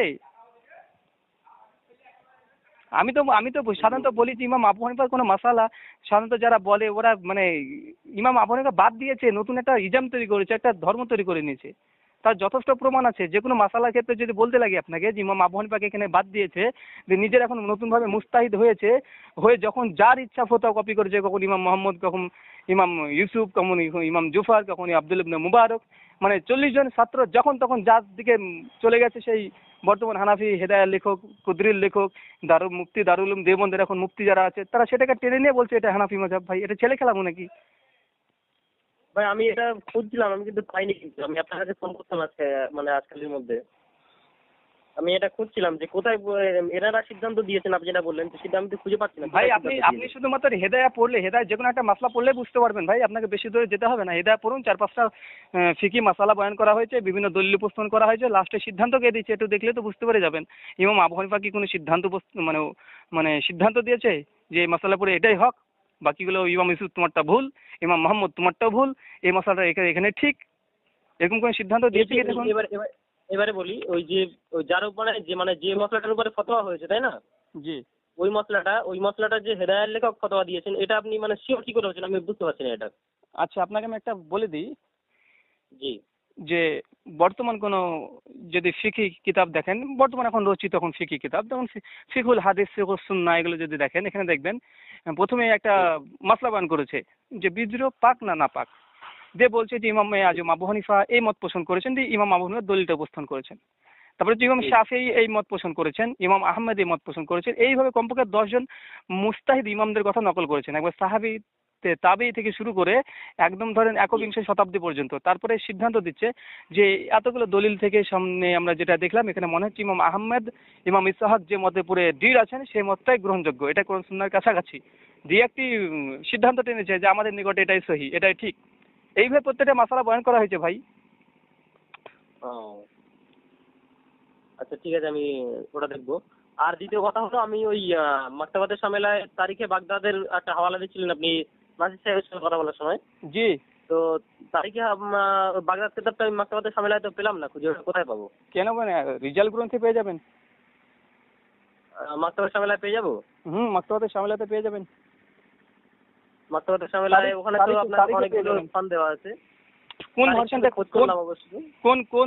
কোন ভার্সন ডাউনলোড করেছেন? অনেকগুলো ভার্সন আছে। ও আচ্ছা আচ্ছা, আমি তো আমার একটা বন্ধু অনেকদিন আগে দিয়েছিল, সেটাই চালাচ্ছি আমি। মানে অনেকগুলো আছে, কোনো মাকতাবাতে সামেলাতে 8,000 বই আছে, কোনোটাতে 16,000 আছে, কোনোটাতে 32,000 আছে, অনেকগুলো আছে ভার্সন। এখন আপনি যত আপডেট করবেন তত বেশি কিতাব ডাউনলোড হতে থাকবে অটোমেটিক। আমি যখন ডাউনলোড করেছিলাম সেই সময় ছিল আমার মাত্র 8 জিবি, এখন আমার সেটা হয়ে গেছে এখন 21 জিবি। মানে নেট সবসময় কানেক্ট রাখি আর আমি সবসময় বুক ডাউনলোডের জন্য রেখে দিই। আমি ওই আমার ওই মাকতাবাদের সামেলায় আমি কিতাব যেগুলো ডাউনলোড করেছি, মেমোরিতে কোনো জায়গা খাইনি তো। মোবাইলে ডাউনলোড করেছেন? জি ডাউনলোড করা আছে, মানে মাকতাবাদের সামেলায়, কিন্তু মোবাইল ভার্সনটা আমার কাছে নেই ভাই, আমার কাছে ল্যাপটপ ভার্সন আছে, কম্পিউটার পিসি ভার্সনটা আমার কাছে আছে। আমি বুঝতে পারছি, আমি কথা বলছি না, আমি বলছি যে মাকতাবাদের সামেলায় ওই যে সফটওয়্যারটা আমি ওর মধ্যে কিতাব ডাউনলোড করেছি তো, কিন্তু ওর জন্য যে মেমোরিতে জায়গা কথা ছিল, কিন্তু মেমোরিতে কোনো জায়গা ছিল না, ওই তো সফটওয়্যারের মধ্যে এইভাবে আছে কিতাবগুলো। তার মানে আপনার হয়তো আপনার এটা তার মানে আপনার ফোন মেমোরিতে নিয়ে নিচ্ছে জায়গাটা। ও আচ্ছা আচ্ছা, ফোন মেমোরিতে, তাই তো? হ্যাঁ, এসডি কার্ডে। তাহলে ওটা 9 অ্যাপ থেকে আপডেট করা যাবে কি? 9 অ্যাপ থেকে মাকতাবাদের সামনে কোনো চেক করিনি। আচ্ছা, আপনি আপডেট করেন কিভাবে? ওই আমার তো আমার পিসি ডাইরেক্ট, আমার মানে কম্পিউটার ডাইরেক্ট, আমি ওটা ইন্টারনেট অন করে দিলে আমার এমনি সবসময় অন করাই থাকে অপশনটা, একটা অপশন আছে ওখানে, অন করে রাখলে ওটা অটোমেটিক বই যদি কোনো ডাউনলোড আপডেট দেখায়, তাই তো? আপডেট অটোমেটিক নিয়ে নেবে। ও আচ্ছা আচ্ছা। তো ভাই আমি যেটা বলি স্বাভাবিকভাবে যে আমার শুধু কথা একটি, যে বিষয়টি যে মাযহাবে আরবা এরা কেউ মানে এটা তো হুজ্জাতুল্লাহ বালেগা যদি আপনি পড়েন এই তরফের বিষয়ে, বিশেষ করে 152 পৃষ্ঠা থেকে ইমাম শাহ ওলিউল্লাহ মুহাদ্দিস দেহলভী তিনি সুস্পষ্ট অনেকগুলো ব্যাখ্যা করেছেন এই বিষয়গুলো। মানে এগুলো যদি একটু পড়া যায় তাহলে বুঝতে পারবেন যে নিরপেক্ষ দৃষ্টিভঙ্গি নিয়ে পড়তে হবে, বুঝলেন তো? ব্যাখ্যা করেছেন তো, মানে সবথেকে কি ব্যাখ্যা করেছেন? পরিষ্কার বলতে 152 পৃষ্ঠার প্রথমে লিখেছেন যে 4th শতাব্দীর পূর্বে কোনো ব্যক্তি তাকলিদ করাকে জায়েজ মনে করতেন না। তাকলিদ শব্দ 151 পৃষ্ঠা 52 152। আচ্ছা। এবার বিশেষ করে যেগুলা রেফারেন্স দিচ্ছে, তো আপনি মনে হয় দেখবেন যে আমি বেশ কিছু জবাব ইনশাল্লাহ দিচ্ছি আমি, বিশেষ করে কারণ অনেক দেখলাম যে সাধারণত বিশেষ করে বাংলাদেশের যারা আহলে দেওবন্দ আছে, ঠিক আছে, তো এরা বিশেষ করে খুব মানে বেশি উল্টাপাল্টা বলছে, এমনকি রাসূলের সুন্নাতকে নিয়ে এমন ভাবে তারা হাসি ঠাট্টা করছে যেটা ইমান একটা ভঙ্গের একটা কারণ। যেমন লুৎফর রহমান ফরাজির কথা বলা যাক, যে কোনো মাসালা নিয়ে তিনি এমন ভাবে কটূক্তি করেন আহলে হাদিসকে, আহলে হাদিসকে না কোরআন হাদিসকে। কারণ আমি অনেকগুলো ভিডিও দেখেছি, যেমন এই যে ঘোড়ার লেজের কথা বলে সহিহ মুসলিমের হাদিসটা আগে দিয়ে তিনি রাফুল ইয়াদাইন না করা প্রমাণ করছেন। সহিহ মুসলিমের ওই হাদিস দিয়ে তিনি বলছেন যে এখানে আল্লাহ রাসূল বলছে তুমি কেন দুষ্টু ঘোড়ার মতো, বদমাইশ ঘোড়ার মতো তুমি হাত লড়াচ্ছ। আচ্ছা, এবারে একদিন যে আলেম সে সাধারণ দেখে নেবে যে সহিহ মুসলিম ওটা কিতাবুস সালাম অর্থাৎ তারশাদ আত্তাহিয়াতুর বৈঠকে ওখানে সাহাবীরা যখন কেউ এসে সালাম দিত মসজিদে, সেই সময়তে হাতটাকে একে ইশারা করে সালাম উত্তর দিত। আল্লাহ রাসূল ওই জন্য বলেছে লা ইয়ারফা আইদিহিম, তুমি সালাতের মধ্যে হাত এবং নড়চড়া কেন দুষ্টু ঘোড়ার মতো করছো। এবার ওই কথাটা নিয়ে চলে যাচ্ছে রাফায়েদান মানসুখ, নাউজুবিল্লাহ মিন জালিক। একজন যে সাধারণ ব্যক্তি, সে যে পড়া জানে একটু, সে বুঝতে পারবে যে এখানে কিসের জন্য বলেছে। আত্মীয়তে বসে বলছে যে সালাম দিলে হতো, কিন্তু ওই প্রথম ওই অংশটুকু রেখে মানুষকে মানে গুমরাহ করার জন্য একটা অবলম্বন করছে। আর ইমাম মুসলিম যদি, এটা তো সকলে জানে, মুহাদ্দিস যারা গ্রন্থ রচনা করেছে তারা প্রথমত যদি বিরোধী কোনো মাসালা থাকে পরপর দুটো বাব কায়েম করে। একটা তারকে রাফালে ইয়াদাইন বলে তার একটা বাব তো কায়েম করতো ইমাম মুসলিম, যেখানে রাফায়েদান মানসুখ বলে একটি বাব কায়েম করতো না, তো কেন করেনি? আচ্ছা, ইমাম মুসলিম প্রথমের দিকে নিয়ে এসে কিতাবুস সালাত অধ্যায়ের প্রথমের দিকে নিয়ে এসে রাফালে ইয়াদাইন প্রসঙ্গে যে করতে হবে এই মর্মে 5 থেকে 7 খানা হাদিস নিয়ে এসছে। আর ওই সালাম অধ্যায়ে এসে গিয়ে ওই দলিল দিয়ে খণ্ডন করছে যে এখানে ঘোড়া মতলিদ কেন নাচাচ্ছ। এটা ইমাম তিরমিজি তার, বলুন। ওই রাফায়েদান মানসুখ হওয়ার যে দলিলটা হানাফিরা দিয়েছে আপনার, ওটা কোন হাদিস আপনি দেখেছেন? রাফায়েদান মানসুখ হওয়ার জন্য জি জি জি, স্বয়ং হানফিদের মধ্যে ইত্তেলাফ আছে এই বিষয়ে। ইখতিলাফ আছে বলতে ওটা মানসুখ হওয়ার কি দলিল দিয়েছে? যারা আকবরে হানফি যারা আছে তারা বলেছেন এটা মানসুখ না, এটা জায়েজ এখনো। যেমন একজন আকাবেরের নাম বলুন, আকবরিন। যেমন প্রথম এটা যে দাবি করেছে ইমাম তাহাবি, প্রথম মানসুখ দাবি করেছে। সান্দা ইমাম আপনি কথা দেখবেন ওই নাসিরুদ্দিন চাঁদপুরি রাফায়েদান মাসলাতে দেখবেন, উনিও দেখবেন যে নাসিক মানসুখের ব্যাপারে বলেছেন যে যারা বলে যে রাফায়েদান মানসুখ এটা ভিত্তিহীন, তিনি ইমাম তাহাবির কথাকে খণ্ডন করেছেন নাসিরুদ্দিন চাঁদপুরি। আচ্ছা আচ্ছা, তো ইমাম তাহাবি কোনো দলিল দিয়ে দেননি ওখানে? যে ইমাম তাহাবি কোনো দলিল দিয়েছেন কি না রাফায়েদান মানসুখের কোনো দলিল? ভাই একটা দলিল ভাই আব্দুল ইবনে মাসউদের হাদিস, সুনান আবু দাউদের। জি জি, মাসউদের হাদিসটা বলছে, হাদিসটা কি বলবো, হাদিসটা কি আছে ভাই? ওই হাদিসটা দেখুন, আপনাকে বলি, যেখানে রাফায়েদান করার ব্যাপারে মুতাওয়াতির পর্যায়ে সাহাবীদের আমল এবং রাসূলের মারফু হাদিস প্লাস তাবেঈনদের ফতোয়া পর্যন্ত মুতাওয়াতির পর্যায়ে সহিহ, যেখানে ইমাম বুখারী স্পষ্টভাবে তিনিও বলেছেন যে এই সনদগুলো মুতাওয়াতির পর্যায়ে রাফায়েদান করা রাসূল থেকে শুরু করে সাহাবী থেকে শুরু করে তাবেঈ পর্যন্ত, এমনকি মুহাদ্দিসদের মধ্যেও। তারপরে আব্দুল্লাহ মাসউদের একটি হাদিস যেটা সুনান আবু দাউদ হাদিস নম্বর 748 ইমাম আবু দাউদ নিয়ে আসার পরে বলছে হাদিস যায়িফ। কে বলছে? ইমাম আবু দাউদ ওখানে কল করেছেন ওখানে। আচ্ছা আচ্ছা, ইমাম তিরমিজি নিয়ে এসছে, ইমাম তিরমিজি নিয়ে এসে বলছে এই হাদিসটা হাসান। এই হাদিসটিকে একই হাদিসকে ইমাম তিরমিজি হাসান বলেছেন, কিন্তু পরে আবার তিনি 256তে কল করতে গিয়ে বলছে কিনা আব্দুল্লাহ ইবনে মুবারক, অর্থাৎ ইমাম আবু হানিফার একজন বিখ্যাত ছাত্র, সে বলছে হাদিসের সনদ প্রমাণিত না, এটা জয়ীফ। এবার দুজন হাদিসটা নিয়ে এসছে, বিশেষ করে কিতাবে সিত্তার মধ্যে, তার মধ্যে নাসাইতে নিয়ে এসেছে। আর ইমাম নাসাই সাধারণত কোনো হাদিস নিয়ে আসার পরে তিনি খুব কম বয়ান করেছেন, হাদিসের মতন বয়ান করেননি। তো বিশেষ করে ইমাম তিরমিজি, ইমাম আবু দাউদ এরা হাদিস নিয়ে আসার পরে তারা বয়ান করে হাদিসটা, যে হাদিসটা সহিহ না, হাসান না, গরিব না, জয়ীফ না, দুর্বল, এটা পরে কাদের আমল আছে, এটা হিজ্জাজের আমল আছে না কুফার আমল আছে না মক্কার আমল আছে, বয়ান করে সাধারণত ইমাম তিরমিজি বেশিরভাগ করে শিখি বিষয়গুলো। তো ইমাম তিরমিজি এখানে নকল করেছে ইমাম আব্দুল্লাহ ইবনে মুবারক, ইমাম আবু হানিফার ছাত্র, সে বলছে জয়ীফ। ইমাম আবু দাউদ হাদিস নিয়ে আসার পরে তিনি বলছেন জয়ীফ। তো এই হাদিসটা দিয়ে মানসুখ কিভাবে হয় ভাই? একটা মানে একটি হাদিস দিয়ে কখনো অন্য কোনো মুতাওয়াতির পর্যায়ের হাদিসকে মানসুখ করা যায় না নাসিখ করা যায়? এটা উসুলে ফিকের সম্পূর্ণ বিরোধী। আহাদ দিয়ে কখনো মুতাওয়াতিরকে কখনো নাসিখ করা যায় না, মানসুখ করা যায় না। তো যখন মানে হাদিসটা হানাফিরা যখন ওই হাদিসটা যখন নিয়েছে, তখনকার সনদে হয়তো ওনাদের কাছে ওটা মানে সহিহ সনদ ছিল হয়তো। ভাই এখানে আব্দুল্লাহ ইবনে মুবারক কে ভাই? ইমাম আবু হানিফার উস্তাদ, তিনি বলছেন জয়ীফ। তাহলে আবার ইমাম আবু হানিফার ছাত্র, তিনিও তো জয়ীফ বলছেন ভাই, তাহলে আপনি কার কথা আর মানবেন ভাই? তিনি ওই ইমাম আউজাই তিনিও বলেছেন। ইমামরা কোন বলছেন? হ্যাঁ, আব্দুল্লাহ ইবনে মুবারক কোন কথা বলছেন ওটা? সুনান তিরমিজি 256 এর হাসিয়া। ও আচ্ছা আচ্ছা। তো সেই সময়কার কথা আপনাকে নকল করে দিলাম, ইমাম আবু হানিফার ছাত্র, অন্য কেউ না ভাই। তো ইমাম আবু হানিফার সূত্রে যদি হাদিসের সনদ সহিহ প্রমাণিত হয়ে যায়, ধরে নিলাম তর্কের খাতিরে ইমাম আবু হানিফা থেকে সেই সনদ দ্বারা প্রমাণিত নয়, তারপর ধরে নিলাম তর্কের খাতিরে, তারপরে তার ছাত্রের কাছে জয়ীফ, তার মানে হাদিসটা নিয়ে তখন কি মতনৈক্য ছিল? তো সেই হাদিসে নাসিখ আর মানসুখ করতে পারবেন আপনি মুতাওয়াতির হাদিসকে? আচ্ছা, ইমাম বুখারী দেখুন, ইমাম বুখারী আমরুল মুমিনিন ফিল হাদিস মুস্তাহিদ একজন ইমাম ছিলেন, মুস্তাহিদ মুতলাক, পরিষ্কারভাবে আপনার আল্লামা আনোয়ার শাহ কাশ্মীরি তিনিও বলেছেন, তিনি শুধুমাত্র মানে তারকে রাফাল ইয়াদাইনের রদ্দে একটি শুধু কিতাবে লিখেছেন, জুজুল রাফাল ইয়াদাইন, পরিষ্কারভাবে। আর কি দরকার ভাই একজন নিরপেক্ষ দৃষ্টিভঙ্গির ব্যক্তির জন্য? অনেক হানাফি আলেম যেমন আপনার আল্লামা আনোয়ার শাহ কাশ্মীরি ওই সহিহ বুখারী 735 এর হাসিয়াতে লিখে বলেছেন না রাফাল ইয়াদাইন জায়েজ। এমনকি বসে আছেন কাশিমি, তিনিও তার বই 100 পৃষ্ঠাতে দেখবেন লিখেছে মিডিলের দিকে 15 থেকে 20 নম্বর লাইনে, তিনিও লিখেছেন যে হানাফি মাযহাবে রাফাল করা মানে জায়েজ, তবে না করাটা উত্তম। কেন ভাই না করাটা উত্তম? হাদিস দ্বারা প্রমাণিত, কেন না করাটা উত্তম হবে? মানে কেন বলেন তো? একটাই কারণ, যে হানাফি মাযহাবে নাই তাই না করাটা উত্তম।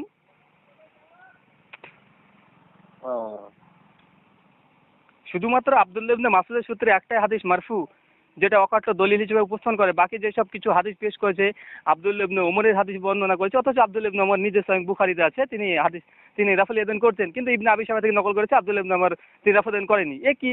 সেই বুখারীর হাদিসের কাছে মুসান্নাফ ইবনে আবি শাইবার আসর দলিল একটা মুরসাল হাদিস পেশ করে তিনি বলছেন যে আব্দুল্লাহ ইবনে ওমর, মানে দলিল যেখানে পাচ্ছে কোনো তাহাকিক ব্যতীত এমনি হরমর করে দিয়ে দিচ্ছে।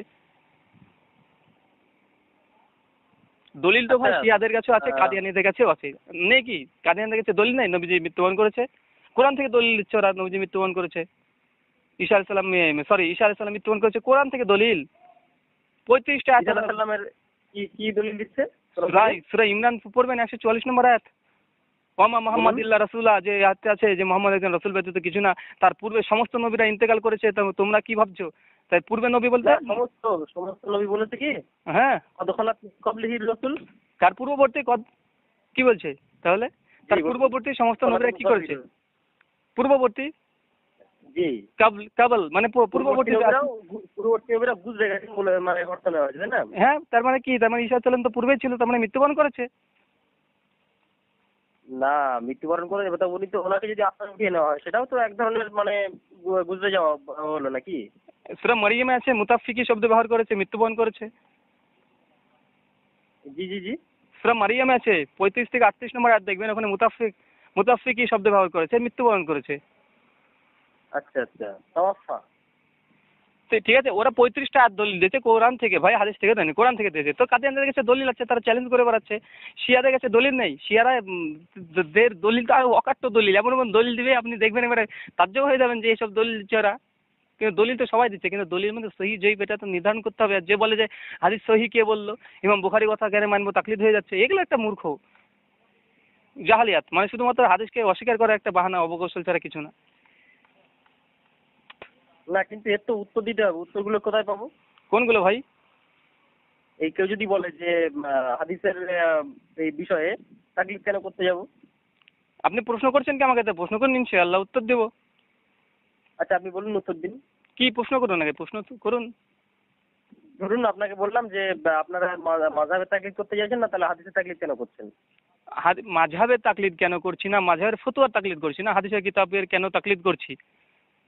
জি জি ভাই তাকলিদের প্রথমে তাকলিদের তারিফ কি এটাকে জানতে হবে, যে তাকলিদ জিনিসটা আসলে কি। জি, অনুসরণ করা না, এটা ভুল। আচ্ছা বলুন। লুগাত থেকে যদি দেখেন, যে কোনো লুগাত, আরবি লুগাত দেখবেন, সেখানে হচ্ছে মানে তাকলিদ অর্থাৎ আপনার গলায় হার পরানো, মালা পরানো। জি। কোরআন সুন্নাহর দৃষ্টিকোণ থেকে যদি চলে আসেন, সহিহ বুখারী কুরবানি অধ্যায় দেখবেন, মা আয়েশা থেকে হাদিস বর্ণনা আছে 1609 নম্বর হাদিস। সেখানে আল্লাহ রাসূল তাকলিদ শব্দটা ব্যবহার করেছে চতুষ্পদ জন্তুর গলাতে দড়ি দিয়ে টানা, অর্থাৎ কুরবানি পশুকে টানার জন্য আল্লাহ রাসূল এই তাকলিদ শব্দ ব্যবহার করেছে। কোরআন সুন্নাহতে যেখানে এসেছে চতুষ্পদ জন্তুর জন্য ব্যবহার করা হয়েছে, কোনো মানুষের জন্য ব্যবহার করা হয়নি। জি। ফিকে হানফি থেকে যদি দেখেন এবার, বা কিতাবপত্র থেকে, তারা বলছে মুসাল্লামাত সবুত 426 পৃষ্ঠাতে বলছে যে কারো কোনো কথাকে বিনা দলিলে, বিনা চিন্তাতে মেনে নেওয়ার নাম হচ্ছে তাকলিদ। জি জি।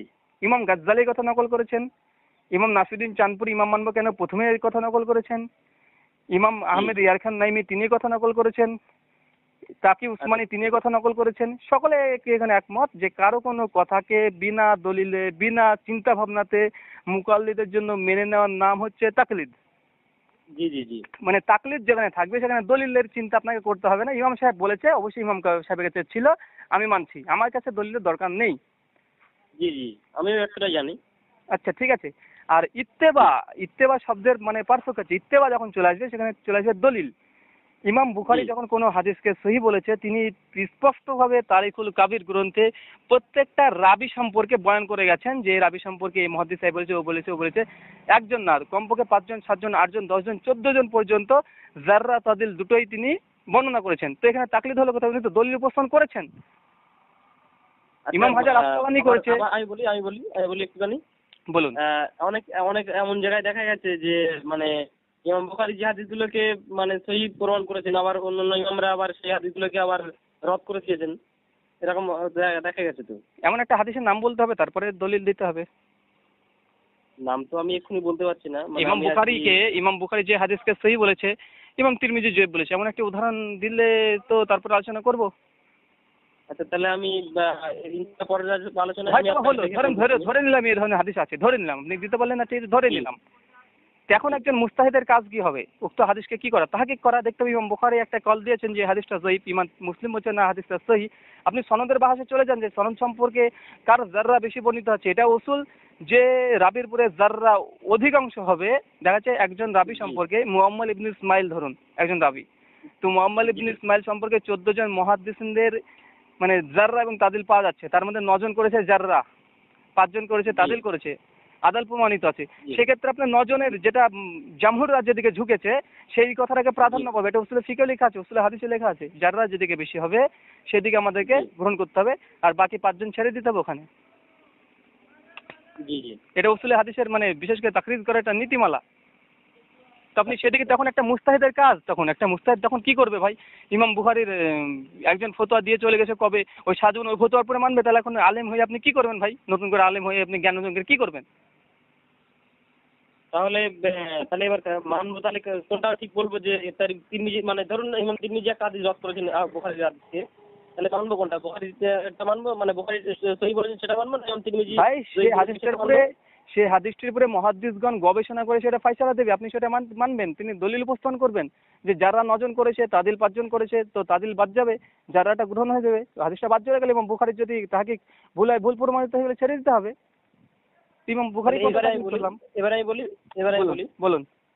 আপনি ধরুন আপনার কথা আমি যদিও দেখিনি যে হেদায়ার লেখক বা হেদায়ার ওই গ্রন্থাকার আপনার সিদ্ধান্ত টেনেছেন, তো এখানে যদি গবেষণা করে যদি সিদ্ধান্ত টানা যায়, তো ওখানে গবেষণা করে সিদ্ধান্ত টানা যাবে না কেন? আমি তো সে কথা বলছি, তাহলে তো আপনি ইমাম আবু হানিফার তাকলিদি কেন বলছেন যে আমরা হানফি মাযহাবের তাকলিদ? তাহলে আপনি ওর তাকলিদ বলেন যে আমি আবু বকরের তাকলিদ করছি হেদায়ার লেখকের। কেন ইমাম আবু হানিফার দোহাই কেন দেওয়া হচ্ছে যেখানে ইমাম আবু হানিফার ফতোয়াই মানা হয়নি? মূল উসুল তো তৈরি করেছেন আবু হানিফা রাহমাতুল্লাহ, সুতরাং আবু হানিফা কিন্তু ওই উসুল তো মানছে না ভাই। ইমাম আবু হানিফা উসুল তৈরি করেছে, তিনি নিজে ফতোয়া দিয়েছেন, কিন্তু সেই উসুলকে খণ্ডন করে হিদায়ার লেখক লাস্টে ফতোয়া দেনছে। উনি কোন উসুলে পুরো আবার তৈরি করে ইমাম আবু হানিফার ফতোয়াকে রদ করলো? না ফতোয়া তো রদ করা, এখানে ব্যাপারটা হচ্ছে যে উনি গবেষণা করেছেন, তাই না? গবেষণার ব্যাপারটা আসছে এখানে। হ্যাঁ, তো গবেষণা যখন তিনি বড় মুস্তাহিদ হয়ে গেলেন কি না ইমাম আবু হানিফার চাইতে, ইমাম শাফি, ইমাম মালিক, ইমাম আবু হানিফা আরো 40 জন ছাত্রের চাইতে, তিনি যখন একটা ফায়সালা দিচ্ছেন, যে ভাই রায় দিবে সেই তো বড় মুস্তাহিদ হবে না? জি না, মুস্তাহিদ না, এখানে তো স্তর রয়েছে আপনার ভাই আপনি ব্যাপারটা বুঝতে পারলেন না যে স্তর ভাগ করেছে, এগুলো শুধুমাত্র হানাফি ফিককে বাঁচানোর জন্য 4টি স্তর তৈরি করেছে তাকলিদের, অন্য কিছু নয়, ঠিক আছে? এটা শুধুমাত্র ফিকি মানে হানাফি মাযহাবকে বাঁচাতে গিয়ে মানে বিরোধীদের দলিল খণ্ডন করার জন্য এসব স্তরগুলো তৈরি করা হয়েছে। স্তর কবে ছিল, কে তৈরি করেছে স্তর? সব মুকাল্লিদরা তৈরি করছে ভাই, মুকাল্লিদরা নতুন করে সবই তো তৈরি করা হয়েছে, তাই না ভাই? কিন্তু এটা মাযহাবকে বাঁচাতে গিয়ে যদি কেউ যদি একটা সবই তো তৈরি করা হয়েছে সব। না আমি সেটাই বলছি, কিন্তু এই যে স্তরগুলো তৈরি করলো নতুন করে, তো কারা তৈরি করছে? কোনো মুস্তাহিদ তৈরি করে গেছে? এ তো ভাই মুকাল্লিদরা তৈরি করছে। মুকাল্লিদের মুকাল্লিদরা ইজতিহাদ করতে পারে? গবেষণা করে দেখিয়েছে যে ভাই মুকাল্লিদ যদি ইজতিহাদ গবেষণা, ভাই মুকাল্লিদ যদি ইজতিহাদ গবেষণা করতে পারবে কেন তাকলিদ করবে? মুস্তাহিদের জন্য তাকলিদ করা হারাম। এটা তো ওটাই তো বলছি যে একটা মুকাল্লিদের সবার স্তর নয়। একটা সাধারণ মানুষ যে স্তরের মুকাল্লিদ, একজন বড় মুফতি মানে আকাবেরিন, তিনি আবার সেই রকম স্তরের মুকাল্লিদ নয়, তাই না? স্তরটা দেখানো হয়েছে। আমি তো সেটাই বলছি, সে আপনার একজন মুকাল্লিদ, সে যাই হোক, সে যদি তাহলে তিনি মুকাল্লিদ থাকবে কেন? তিনি মুস্তাহিদ হয়ে গেলেন না, কারো দলিলকে রদ যখন করছে। না ওই জন্য তো স্তরটা দেখানো হয়েছে যে মুকাল্লিদ বলে মানে এক ধরনের মুকাল্লিদ না, মুকাল্লিদের যে স্তর রয়েছে সেই স্তরগুলো দেখানো হয়েছে। আমি তো সে কথা আপনাকে বলছি ভাই, আপনার যে কোনো স্তরে একটা মুস্তাহিদকে ফেলুন, দিয়ে আপনি পরীক্ষা করে তাকে দিতে চেষ্টা করে দেখুন, তো সে আর মুস্তাহিদ থাকলো মানে মুকাল্লিদ থাকলো না তো। তাহলে একটা জায়গাতে মুস্তাহিদ হয়ে গেছে, দেখি দেখা গেছে ফিকি মাসালাতে মুস্তাহিদ হয়েছে, আপনার কথা ধরলাম ফিকি মাসালা থেকে মুস্তাহিদ হয়ে গেছে, তো ভাই ইসলাম চলছে তো তারপরে ফিকি মাসালাতে, তাহলে আবার তিনি আবার কার পুরো তাকলিদ করবেন? আপনি ব্যাপারটা বুঝতে পারছেন না। বলুন। আমি বলতে চাইছি যে একটা সাধারণ মানুষ যে স্তরের মুকাল্লিদ, তো হেদায়ের লেখক সেই স্তরের মুকাল্লিদ নয়, উনি অন্য স্তরের মুকাল্লিদ। মুকাল্লিদের মধ্যে যে বিভিন্ন ভাগ করা হয়েছে, আমি বুঝতে পারছি তো, চারটে ভাগ করেছেন আপনারা, আমি বুঝতে পারছি। আমি আপনাকে বলি যে বর্তমান যে মানে আপনি কোরআন সুন্নাহ জানেন, মাদ্রাসায় পড়েছেন, আপনি একজন মুফতি হয়ে চলে আসলেন, আমি সাধারণ মানুষ এমনি জেনারেল শিক্ষিত। ভাই আপনার মধ্যে আমার মধ্যে পার্থক্য কি? আপনার মধ্যে পার্থক্য? জি, আপনি যদি পার্থক্য বলতে আপনি যদি আমার মতো শিক্ষা অর্জন করেন তাহলে পার্থক্য কি? আবার কোনো পার্থক্য নেই ভাই। আমি তো মাদ্রাসায় পড়িনি, আমি দিনী ইলম হাসিল করেছি শুধুমাত্র নিজে থেকে। আপনি মাদ্রাসাতে করেছেন, তো আপনিও ভাই যদি মুকাল্লিদ হন, আমি বলি, আপনি যদি মাদ্রাসায় পড়ে মুফতি সেজে তারপর যদি আপনাকে মুকাল্লিদ হতে হয়, আর একজন সাধারণ মাঠে ঘাটে সেও যদি না পড়ে যদি আপনার মতো মুকাল্লিদের স্তর হয়, কি লাভ ভাই? মাদ্রাসায় পড়ে মাদ্রাসা বন্ধ হয়ে যাবে না তাহলে? না, এটা তো আমার এই কথা মাথায় ঢোকে না। আমার ইলম চর্চা কি জারি রাখবেন ভাই? আপনাকে বলি, যেহেতু ফতোয়ার কিতাব মার্কেটে পাওয়া যাচ্ছে না, ফতোয়ার কিতাব যে কোন মাসালা কোন ব্যাপার, একটা মুফতির কাজ কি? নতুন করে মুফতি আপনাকে যদি বলি কুরবানি ওয়াজিব না সুন্নাত, আপনার গ্রন্থে রচনা করা আছে, আপনি টুক করে বললেন কুরবানি মাসালা দেখলেন এটা তো ওয়াজিব ছেড়ে দিলেন। কোথায় দলিল কি আছে দেখার দরকার নেই। বীজের পাক না পাক, দলিল চলে গেলেন ওই গ্রন্থের মধ্যে, বীজের না পাক ছেড়ে দিলেন। তো ভাই এটা তো অলরেডি তৈরি করা আছে শরীয়তকে, আপনাদের বিশেষ করে যারা মুকাল্লিদ। তো নতুন করে পড়াশোনা করে গবেষণা করে আপনারা কি করবেন? সমস্ত কিছু তো রেডি করা আছে। আর কিছু যদি গবেষণা করে বের করতে চান তাহলে আপনাকে মুস্তাহিদ হতে হবে। আর আপনারা বলছেন যে এখানে ইজতিহাদ উম্মতের জন্য এটা হারাম হয়ে গেছে, আর ইজতিহাদ করতে পারবে না। এই জন্য তো পড়াশোনা করে এগুলো কি আছে, এর মধ্যে কি আছে সব তো জানতে হবে পড়াশোনা করে মানুষকে। আরে ভাই তাহলে কোরআন হাদিস পড়ে কি লাভ? শুধু ফিকি কিতাব পড়তে হবে, আর কিছু পড়ার দরকার নেই। না, ফিকি কিতাব শুধু পড়লে তো এলেম অসমাপ্ত থেকে গেল। ভাই ইলম কিভাবে অসমাপ্ত হয়ে গেল ভাই? আপনি কোরআন হাদিস যদি জানলো না তাহলে শুধু শেখা শিখে কি করে কি হবে বুঝলেন না আপনি? আমি তো সে কথাই বলছি, একই বিষয় চলে আসলো ভাই, দলিল তো আমার দিকে ঘুরে আসলো আবার। কি ঘুরে আসছে বলুন? তো আমি শেখাটাকে বাদ দিলাম, কোরআন হাদিস পড়লাম, একই বিষয় হয়ে গেল। কোরআন হাদিস থেকে আপনি ইজতিহাদ করার ক্ষমতা, আপনি মাসলা বের করুন, অসুবিধা কি? না না, মশলা বের করবো কি জন্য? আমি মশলা বের করতে আমার তো ভুল হয়ে যেতে পারে। আচ্ছা আপনাকে বলি, ধরুন আপনাকে আমি বলি, ইমামে আজম আবু হানিফা, জি ঠিক আছে, বর্তমান হোয়াটসঅ্যাপ ব্যবহার করা জায়েজ কি না জায়েজ, কি ফতোয়া দিয়েছে? কি ব্যবহার করা? হোয়াটসঅ্যাপ ব্যবহার করা যাবে কি যাবে না, ফেসবুক ব্যবহার করা যাবে কি যাবে না, এগুলোর ব্যাপারে ইমাম আবু হানিফার রায় কি? সময় তখন তো আসেনি, তাই না? না, রায় জানতে চাইছি আপনাকে আমি। ইমাম আবু হানিফার মুকাল্লিদ আমি, আপনি রায় দেন। তখন তো হোয়াটসঅ্যাপ ছিল না, তো উনি ফতোয়া দেবেন কি? এবার কে ফতোয়া দিবে এই বিষয়ের পরে? কে ফতোয়া দিবে? এবারে যারা বড় বড় আকাবেরিন রয়েছেন, যাদের সময় এই মশলাটা আসবে, তারা কোরআন হাদিস দেখে আপনার দলিল দেখে যে বিষয়টা ভালো করছেন সেই বিষয়ে ফতোয়া দেবেন। ভাই ভুল হবে, আপনি একটু আগে বললেন। কেন? আপনি একটু আগে তো বললেন আমাকে যে কোরআন হাদিস যদি পড়ে যদি রায় বের করতে চাই, ভুল হবে। তো ওনার কথা আমি মানতে দেবো না, ভুল হবে। তো বললাম, এই জন্যই বলেছি, কারণ এই হোয়াটসঅ্যাপের মশলা এর আগে ইমাম আবু হানিফা রাহমাতুল্লাহ দেননি। মাশাআল্লাহ মাশাআল্লাহ মাশাআল্লাহ। আমার তাকিদ করতে হবে, কিন্তু যে সমস্ত মশলা ইমাম আবু হানিফা রাহমাতুল্লাহ ফতোয়া দিয়ে আছে সেই সমস্ত বিষয়ে আমার তাকিদ মশলা বের করার দরকার নেই। মাশাআল্লাহ সুবহানাল্লাহ। ভাই শুনেন এবার বলি। জি বলুন। সে বর্তমান যে মাসালা আমাকে হোয়াটসঅ্যাপের ব্যাপারে দিবে, আমি কি তার মুকাল্লিদ? জি জি জি। যে বর্তমান আমাকে নতুন ফতোয়া যেগুলো আছে, অনেক ফতোয়া আছে নতুন, এখন যুগের প্রচুর ফতোয়া আছে। তো এতগুলো ফতোয়া আমি যে মুফতি সাহেব মানছি, আমি কি তার মুকাল্লিদ? মানছেন বুঝলাম না। আমি যে এই হাজার হাজার নতুন মাসালা মানছি, তো মুকাল্লিদ কার হচ্ছি? ইমাম আবু হানিফার মুকাল্লিদ থাকছি, না সেই ব্যক্তি ধরেন আশরাফ আলী থানভীর আমি এখন ফতোয়া মানছি, বা হাবিবুর রহমান এখন দারুল উলুম দেওবন্দের ফতোয়া মানছি আমি এসব নতুন মাসালার বিষয়ে। তো আমি মুকাল্লিদ কার হচ্ছি এই মাসালাতে? এইসব মশলাতে যে আলেম এই ফতোয়াগুলো বার করছে, তাই না, সেই আলেম তো আপনার হানাফি আমি ধরুন হানাফি মাযহাবুলম্বিক, তো আমার হানাফিদের মধ্যে আমার হানাফি মাযহাবের মধ্যে যারা বড় বড় আমরা যাদের মুখোমুখি যে সমস্ত আলেমের কাছে, তারা যদি বের করেন তবুও আমরা তখনও আমরা হানাফি মাযহাবে অবলম্বী রয়েছি। কেমন কথা বলছেন ভাই? ইমাম আবু হানিফা যে বিষয়ে কোনো ফতোয়া দেয়নি, হাবিবুর রহমান এখন যদি কোনো ফতোয়া দিতে হয় তাকে কোরআন সুন্নাহ ঘেটে ফতোয়া দিতে হবে যে হোয়াটসঅ্যাপ ফেসবুকের জায়েজ কি জায়েজ নাই। তো ভাই উনি তো মূল ওসুল তো কোরআন হাদিস নিয়েছেন ভাই, তাহলে আমি তার মুকাল্লিদ কিভাবে থাকলাম? আমি বললি কোরআন সুন্নাহ ঘেঁটতে গেলে একটা উসুলের প্রয়োজন হয়, সেই উসুলটা উনি আবু হানিফার বদলে উসুল খেয়াল করছেন, তাই না? ভাই ওসুল একটি ওসুল সমস্ত আহলে সুন্নাত ওয়াল জামাতের ইমাম শাফি, মালিক, হাম্বল সমস্ত আহলে হাদিস সমস্ত মানুষের উসুল একটাই, যে কোরআন, হাদিস, ইজমা, এই তিনটে উসুল। এই তিনটে উসুলের ব্যতীত নতুন কি উসুল আছে? একটা উসুলের নাম বলুন যেটি ইমাম আবু হানিফার সঙ্গে ইমাম শাফি। আরে ওটা তো স্বতন্ত্র বিষয়, ও বিষয়ে আপনি বলছেন, কিন্তু কোরআন হাদিস ঘেঁটতে গেলে, কোরআন হাদিস একটা মশলা বার করতে গেলে একটা উসুলের প্রয়োজন হয়। ভাই একটা উসুলের নাম বলুন যে এই উসুলটা ইমাম শাফির সঙ্গে ইমাম আবু হানিফার মত পার্থক্য ছিল উসুলে, তার লাগি একটা মাসালাতে মত পার্থক্য হবে, একটা উসুল বলেন। উসুল তো রয়েছে, আমি তো এখনো সেই পর্যন্ত পড়াশোনা করিনি, তাই না? ভাই মাত্র একটা বলতে পারবেন না? না, আমি তো এক্ষুনি বলতে পারছি না। হ্যাঁ, কারণ নেই তো, আপনি বলবেন কিভাবে? না, নেই না, আমি তো এখন আপনাকে যদি বলি ভাই আপনাদের এখন তো আপনাদের ওখানে সূর্য দেখা যাচ্ছে? সূর্য আছে কি আকাশে? সূর্য আছে কি? কেন? না জিজ্ঞাসা করছি, সূর্য আছে আকাশে? সূর্য থাকবে কি করে? আপনি কি তার মানে নাই?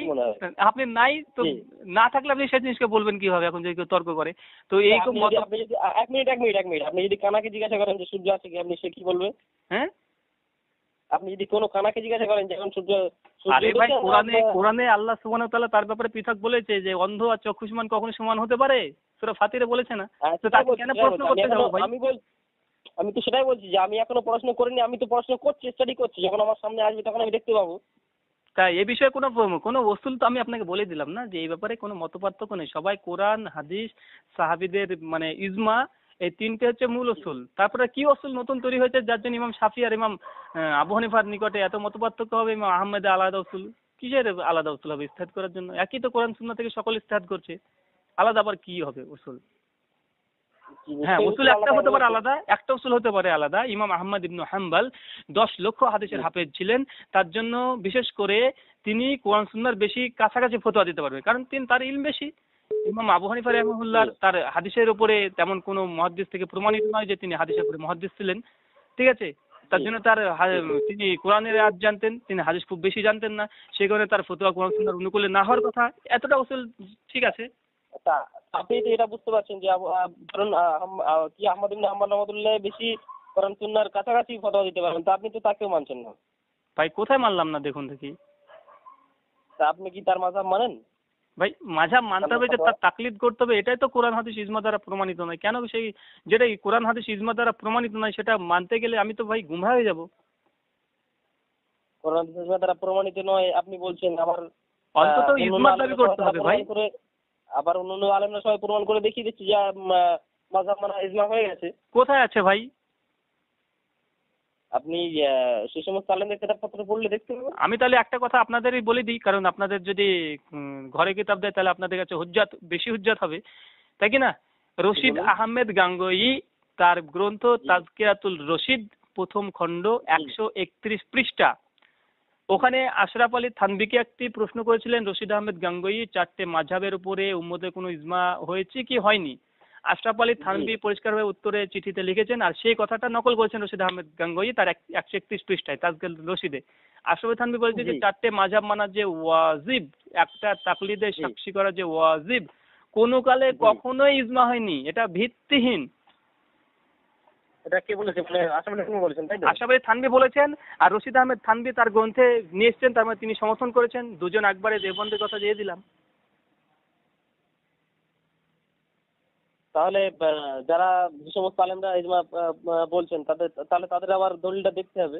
তার মানে ভাই দেখুন ভাই, এবার হচ্ছে কথা, এবার ইজমা শব্দের অর্থ বুঝতে হবে যে উম্মতের এখানে ঐক্যমত। যেহেতু আশরাফ আলী থানভী দেওবন্দীদের হানাফিদের মধ্যে দুজন এখান থেকে ছিটকে গেছে, আরো কয়েকজন আছে, নাম বলছি না, দুজনে বললাম। তো এই দুজন যখন মানে বড় মাপের একবারে এরা দেবন্দ, এরা যদি মতনৈক্য করে ফেলে, ছিটকে যায়, তাহলে তো আপনার ইজমার দাবি করাটা ভিত্তিহীন, বিশেষ করে হানফি দেওবন্দীদের মধ্যে থেকে। না, ইজমার যেটা ইজমার মধ্যে তো আপনার 2জন কি 3জন যদি মতনৈক্য করে আর সমস্ত মুসলিম উম্মাহ যদি 70% কিংবা 80% যদি একমত হয়, তাহলে সেটা ইজমা হবে, তাই না? আমি আপনাকে কি বললাম? আপনি এখন দেবন্দীদের ঘরে কথা মানে দেবন্দীদের ইজমাটাকে প্রমাণ করুন, তো তারপর আপনি অন্য সাফি টাফির দিকে যাবেন। দেওবন্দির একলা তো হানাফি না, হানাফিরা তো দেওবন্দি শুধু হানাফি না, হানাফিরা তো বহু, তাই না? হ্যাঁ, আমি যেহেতু আপনি দেওবন্দি মাসালাকে আছেন তার জন্য আপনি সেটাই প্রমাণ প্রথমত দিলাম। না না, এবার যদি আপনি আন্তর্জাতিক ভাবে দেখতে যান তাহলে আপনাকে আন্তর্জাতিক দলিল দেবো। আর কে কে এখানে করেছে, মানে রদ করেছে, তাকলিদকে ওয়াজিব বলেনি বরং বিদআত শুদ্ধ এরকম ফতোয়া দিয়েছে। আচ্ছা বলুন দেখি। হ্যাঁ, বলুন। ইমাম ইবনু কাইয়িম আয-যাওজাই আল মুওয়াক্কিনে পরিষ্কারভাবে বলেছে এটা একটি বিদআত। তিনি একটা মানে গ্রন্থটাই মূলত তিনি তাকলিদের খণ্ডনের উদ্দেশ্যে তিনি গ্রন্থটা লিখেছেন, আল মুওয়াক্কিন ফি রাব্বিল আলামিন। আমি বলি আপনার ইবনুল কাইয়িম জাওজি না কি বললেন, উনি আপনার তাকলিদের বিরোধী ছিলেন, উনি তো লিখবেন এই কিতাব, তাই না? ভাই আমি এক কথা বলি, ইমাম ইবনু কাইয়িম আয-যাওজাই তিনি কি আহলে সুন্নাত ওয়াল জামাতের অন্তর্ভুক্ত না বাইরে? তিনি একজন মুজতাহিদ ছিলেন। আহলে সুন্নাত ওয়াল জামাতের অন্তর্ভুক্ত না? অবশ্যই অন্তর্ভুক্ত। তাহলে কেন হুজ্জত হবে না? এক। দুই নম্বর, ইমাম ইবনু তাইমিয়া ফতোয়ায়ে মাজমুয়া 22 খণ্ডে 40 থেকে 45 পৃষ্ঠা লিখেছে, কোন ব্যক্তি যদি বলে তাকলিদ ওয়াজিব এই কথা বললে তাকে তওবা করতে। এবার আমি বলি আমি শেষই করলাম না ভাই, আপনি কথা বলতে লাগলেন।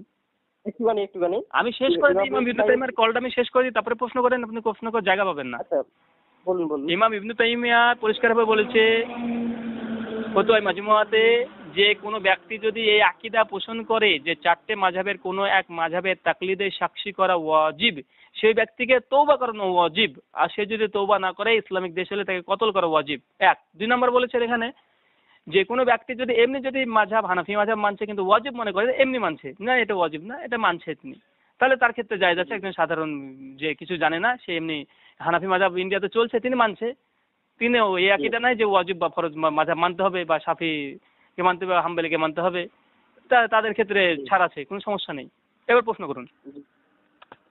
এবারে আমি বলি যে এই যেরকম ইমাম ইবনুল কাইয়িম জাওজি আর ইমাম ইবনু তাইমিয়া এনারা তাকলিদের বিরোধী ছিলেন, অবশ্য আবার আহলে সুন্নাত ওয়াল জামাতের অন্তর্ভুক্ত। ঠিক তেমনি আহলে সুন্নাত ওয়াল জামাতের অন্তর্ভুক্ত এরকম আরো অন্যান্য আকাবিরিনরা তারা আবার তাকলিদ আবার প্রমাণ করেছেন। আচ্ছা, হাফেজ ইবনে আব্দুল বার নাম শুনেছেন? জামে বাইনাল আল ইলম, সুস্পষ্টভাবে তিনি একটি তাকলিদ কা ফাসাদাত ইত্তেবা তাকলিদ কা ফারাক বলে একটা অধ্যায় কায়েম করেছেন। তিনি তাকলিদের বিপক্ষে বলেছেন। আল্লাহ, বুঝতে পারলেন? জি বলুন। জি, হাফেজ ইবনে আব্দুল বার তিনি একটা তাকলিদের বিরুদ্ধে মানে বাব কায়েম করেছেন যে তাকলিদ কা ফাসাদাত, তাকলিদ হচ্ছে ফাসাদ সৃষ্টি করেছে তাকলিদ। আমি তো বলছি তো ওটাই যে সমস্ত তাকলিদের সবাই তাকলিদের পক্ষে ছিলেন এরকম, মানে তাকলিদের কোনো তাকলিদের সাক্ষীর পক্ষে কে ছিলেন? তাকলিদের সাক্ষীর পক্ষে কে ছিলেন? আপনার যেরকম আপনার কি বলে আল্লাহ ইবনে হুমাম ছিলেন, আল্লামা ইবনে হুমাম ফাতুল কদির লিখেছেন। ফাতুল কদির লিখেছেন আল্লামা ইবনে হুমাম। ফাতুল কদির আল্লামা, এ তো হানফি মাযহাবের মধ্যে আছে ভাই। আমি বলছি যে আপনি একটু মানে নিরপেক্ষ দৃষ্টিভঙ্গির মুস্তাহিদ ইমামকে বলেন, মুকাল্লিদকে তো মুকাল্লিদ তো বলবেই। আচ্ছা, তাহলে আমাকে তাহকিক করতে সময় দিতে হবে। আমি আপনাকে হুজ্জাতুল্লাহ বালেগা শাহ ওয়ালিউল্লাহর কথা বললাম যে কেউ একমত ছিল না যে 4টে মাযহাব করতে হবে। আর ভালো করে জানেন যে চতুর্থ শতাব্দীর এই হুজ্জাতুল্লাহ বালেগার কথা মনে পড়লো এবার। আপনার ওই উল্লাহ মাদাজেলভি রহমাতুল্লাহ লেখা আপনার ওই ইকদুলজিদের মধ্যে কিন্তু আবার তাকলিদের পক্ষে বলেছেন, মানে মাযহাব করতে বলেছেন। কি বলেছেন জানেন কি? উনি কলটা তিনি স্বপ্নে দেখেছেন, মানে স্বপ্ন দিয়ে আপনি দলিল সাবিত করবেন, স্বপ্নতে এসে আল্লাহর রাসূল বলেছে। না ইকদুলজিদের উনি তো বলেছেন যে প্রাচীন কি বলে ওই 4 মাযহাবের অনুসরণ করাতে অনেক মানে উপকার আছে, অনেক সুফল আছে, এবং এটা ত্যাগ করলে স্বপ্ন, ওটা স্বপ্ন, তিনি স্বপ্ন দেখেছেন সেটা নকল করেছেন ভাই।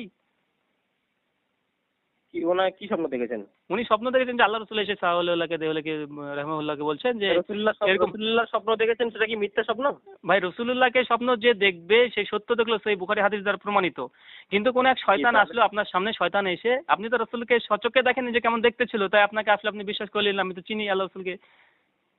এবারে এক কোন শয়তান আসলো এসে তখন বলছে আল্লাহ রাসূলের নাম ধরে মিথ্যা কথা বলতে পারে কি পারে না? আল্লাহ রাসূলের নাম ধরে বলুন ভাই, প্রশ্ন করুন আগে দেখি। আপনি বলুন কি বলছেন? আমি বলছি আল্লাহ রাসূলকে সাল্লাল্লাহু আলাইহি ওয়াসাল্লাম কোনদিন দেখেছে কি? হ্যাঁ, এবার আমি বলি যে রাসূলুল্লাহ উম্মতকে ওই উদ্দেশ্য করেই তো বলেছেন যে ব্যক্তি আমাকে স্বপ্নে দেখলো তাহলে সে কি উম্মতকে তাহলে ভাই আপনি আমার কথাটা এখনো বুঝতে পারেননি, আমার কথাটা ধরতে পারেননি। তাহলে আল্লাহর স্বপ্নের হাদিসটা শুনেন, সহিহ বুখারী যেটা আছে যে আল্লাহর রাসূলের চেহারা শয়তান ধরতে পারবে না, তাছাড়া সমস্ত কিছুরই চেহারা নকল করতে পারে। আমি এখন একটা কথা বলছি, একটা শয়তান সে একটা জাতামাতা রূপ ধারণ করলো, ইলিয়াস ঘুমানের রূপ ধারণ করে আসে, এসে বাংলাদেশের এক লুৎফর রহমান ফারাজিকে তিনি বলছেন যে লুৎফর রহমান ফারাজিকে স্বপ্নতে বলছে যে আমি নাউজুবিল্লাহ মোহাম্মদ বলছি সাল্লাল্লাহু আলাইহি সাল্লাম, তোমার পুরো তাকলিদ করা ওয়াজিব। এবার লুৎফর রহমান ফারাজি তো আল্লাহ রাসূলকে দেখেনি, এবার তিনি ইলিয়াস ঘুমানের চেহারা সেজে নিয়ে চলে এসেছে শয়তান। একটা যে কোনো চেহারা এসে শয়তান মিথ্যা কথা বলতে পারে কি পারে না? আল্লাহ রাসূলের নাম ধরে মিথ্যা কথা বলতে পারে কি পারে না? এবার আমি বলি, বলুন। আল্লাহ রাসূল তো উম্মতকে ওই উদ্দেশ্য করেই বললেন যে স্বপ্নে আমাকে যে দেখবে আমি রাসূলুল্লাহকেই দেখি। আরে ভাই তাহলে এবারে সবাই কি রাসূলুল্লাহকে দেখে রাখবে, তাই চিনে রাখবে, তাই ভাই আমি সেটাই তো বলছি ভাই, এটা তো আমি সেটাই বলছি। আল্লাহ রাসূলকে আপনি চিনেন না, কোনোদিন দেখেননি, কোনো শয়তান আল্লাহ রাসূলের চেহারা ধরতে পারবে না, কিন্তু শয়তান মিথ্যা কথা আল্লাহ রাসূলের নামে তো বলতে পারে। জি, শয়তান মিথ্যা কথা বলতে পারে, অবশ্যই বলতে পারে। হ্যাঁ, শয়তান মিথ্যা কথা বললো, ধরুন আমার চেহারা নিয়ে চলে গিয়ে বলছে যে আমি মোহাম্মদ বলছি, তোমার পরে তাকলিদ করে আমার নামে মিথ্যা কথা বললো, চেহারা ধরেন আমার আছে, কিন্তু আল্লাহ রাসূলের নামটা শুধু কপি করে আসে আপনাকে ধোঁকা দেওয়ার জন্য, যেমন ভাবে আদম আলাইহিস সালামকে ধোঁকা দেওয়ার জন্য সে উল্টাপাল্টা কথা লাগিয়েছে, তো উম্মতকে সে ধোঁকা দিবেই, সে ছিড়াই থাকবে। জি, আমি তো বলছি যে ওটাই তো হবে না, শয়তান ওই যে অন্ধকার রূপ ধরেছে রাসূলুল্লাহর মানে ঠিকানা বলবে হবে, মানে ঠিকানা বলবে। ভাই এই দলিল কোথায় আছে যে আল্লাহ রাসূলের নাম ব্যবহার করতে পারবে না শয়তান? আমরা তো হাদিস থেকেই আমরা মানে ভাই চেহারার কথা বলেছে, চেহারার কথা বলেছে, সূরাতের কথা বলেছে, আমি বলছি নাম ব্যবহার করতে পারবে না কোন হাদিসে আছে? ওই তো নাম ব্যবহার করতে পারবে না, তো ওটা উল্লেখ থাকার দরকার নেই তো, কারণ রাসূলুল্লাহ যখন চেহারা সূরাতের কথা কেন বললো ভাই আমভাবে? তার মানে এটা প্রমাণিত শয়তান আল্লাহ রাসূলের নাম ব্যবহার করে অনেক পথভ্রষ্ট করবে মানুষকে, শিরায় থাকবে। মানে অর্থ কি ভাই? সূরা বাকারা 208 নম্বর আয়াত, সূরা আরাফে 16-17 নম্বর আয়াত, শিরায় থাকবে মানে বিশেষ করে সূরা আরাফে 16-17 নম্বর আয়াতে বলেছে যে মুমিনরা যখন সত্য সঠিক পথে থাকবে তাদের মাথাতে শয়তান বসে থাকবে, ওই সত্য পথ থেকে ঘুরে দিবে। আমি তো বলছি ওই প্রসঙ্গ এখানে আসেনি তো, ওই প্রসঙ্গ নিয়ে আসেন কেন? আমি বলতে চাইছি রাসূলুল্লাহ ভাই আর আপনাকে একটা দ্বিতীয় বিষয়, আপনি স্বপ্ন দিয়ে দলিল উপস্থাপন করছেন একটা, প্রথমত ঠিক আছে ভাই, উম্মতের ইজমা শেখ শাহলেলে বললে উম্মতের ইজমা কোথায় হলো তাহলে? ওটা তো স্বপ্ন তিনি মনে করতেন, যেটা না তিনি মনে করলেন, তো কি হয়েছে, তিনি মনে করলেন তো হয়ে গেল, ইজমা হয়ে গেল না? তো উনি এই যে একটা উনি একটা বড় আকাবিরিন, তাই না? না তার মানে এখানে শেখ শাহওয়ালিউল্লাহ দেহলভিয়া দুটো কথা পরস্পর বিরোধী পাওয়া যাচ্ছে, ঠিক আছে? একটা বলছে জায়েজ, বিশেষ করে আপনার এই হুজ্জাতুল্লাহ বালিগাতে পাওয়া যাচ্ছে জায়েজ, এটা একটা ফিতনার সময় সব শুরু হয়েছে, এটা কেউ উম্মতের ইজমা ছিল না, এর দ্বারা কেউ এখানে তাকলিদকে জায়েজ মনে করতো না, এই ধরনের অনেক কথা লিখেছে 152 পৃষ্ঠা থেকে শুরু করে। আর ইকদুল জিদে এসে তিনি বলছেন যে এটা উম্মতের জন্য এটা গ্রহণ করাটা বাঞ্ছনীয়। তো ভাই পরস্পর বিরোধী কথা কোনটা মানে আপনি ধরবেন? আপনি যদি ইকদুল জিদের কথা ধরেন, আমি তাহলে হুজ্জাতুল্লাহ বালিগার কথা ধরবো।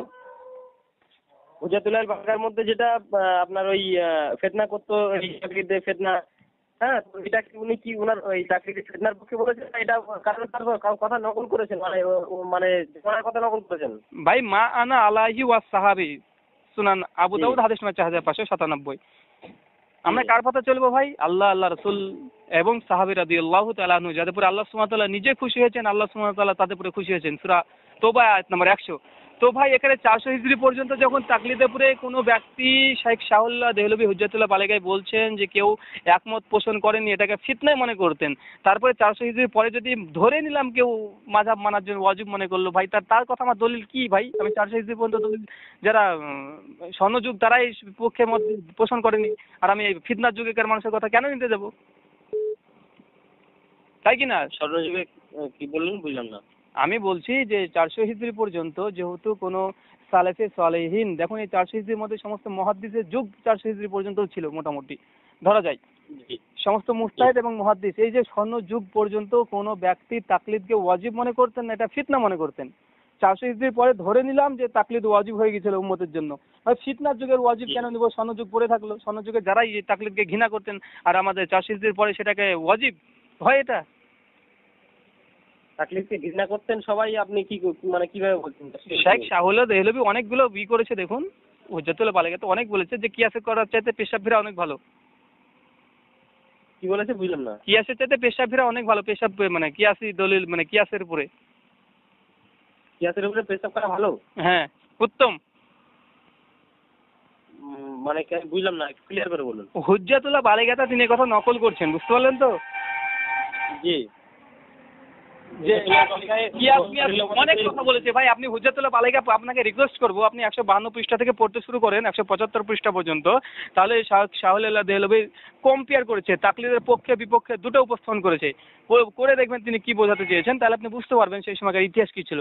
আসলে হুজ্জাতুল্লাহ বালিগা আমাকে মনে হয় যে একটা ইতিহাসের গ্রন্থ, খুব অথেন্টিক একটা, খুব আমি আজকে ডাউনলোড করার জন্য খুব খুঁজেছি, কিন্তু আমি আমার কাছে যে মাক্তাবা শামিলা যেটা রয়েছে ওটার মধ্যে আমি পাইনি। আমি মানে আপডেট করার চেষ্টা করছি। দেখেন, হানাফি ভাইয়েরা একটা বঙ্গানুবাদ হুজ্জাতুল্লাহ বালিগা করেছে, শতাব্দী প্রকাশনীতে বাংলাদেশ থেকে ছাপা।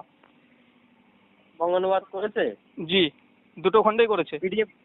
পিডিএফ পাওয়া যাচ্ছে? পিডিএফ একটা কোন সাইডে আমি হয়তো দেখেছিলাম, আমার মনে নেই।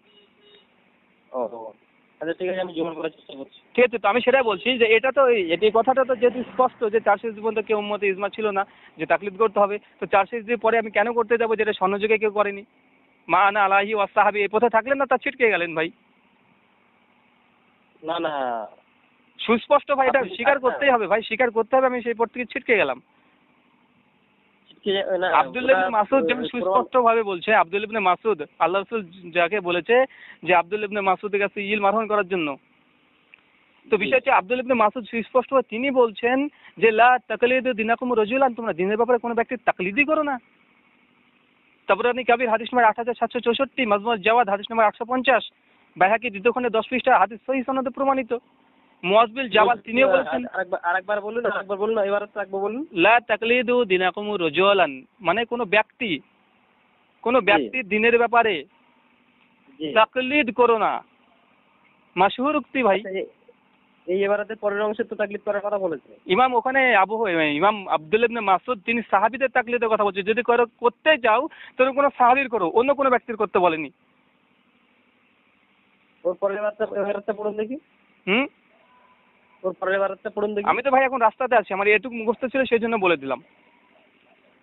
যাই হোক, আপনি পরের এবারটা ভালো করে দেখে নেবেন। ওটা ওখানে এটা আমি দেখেছি দিনাজপুরের আছে, বাংলাতে আপনার ওই ভাই আমিও দেখেছি ভাই, আমিও দেখেছি ওখানে জবাব দিয়েছিল আজিজুল হক কাশিমি জবাব দিয়েছিল ভাই, ঠিক আছে।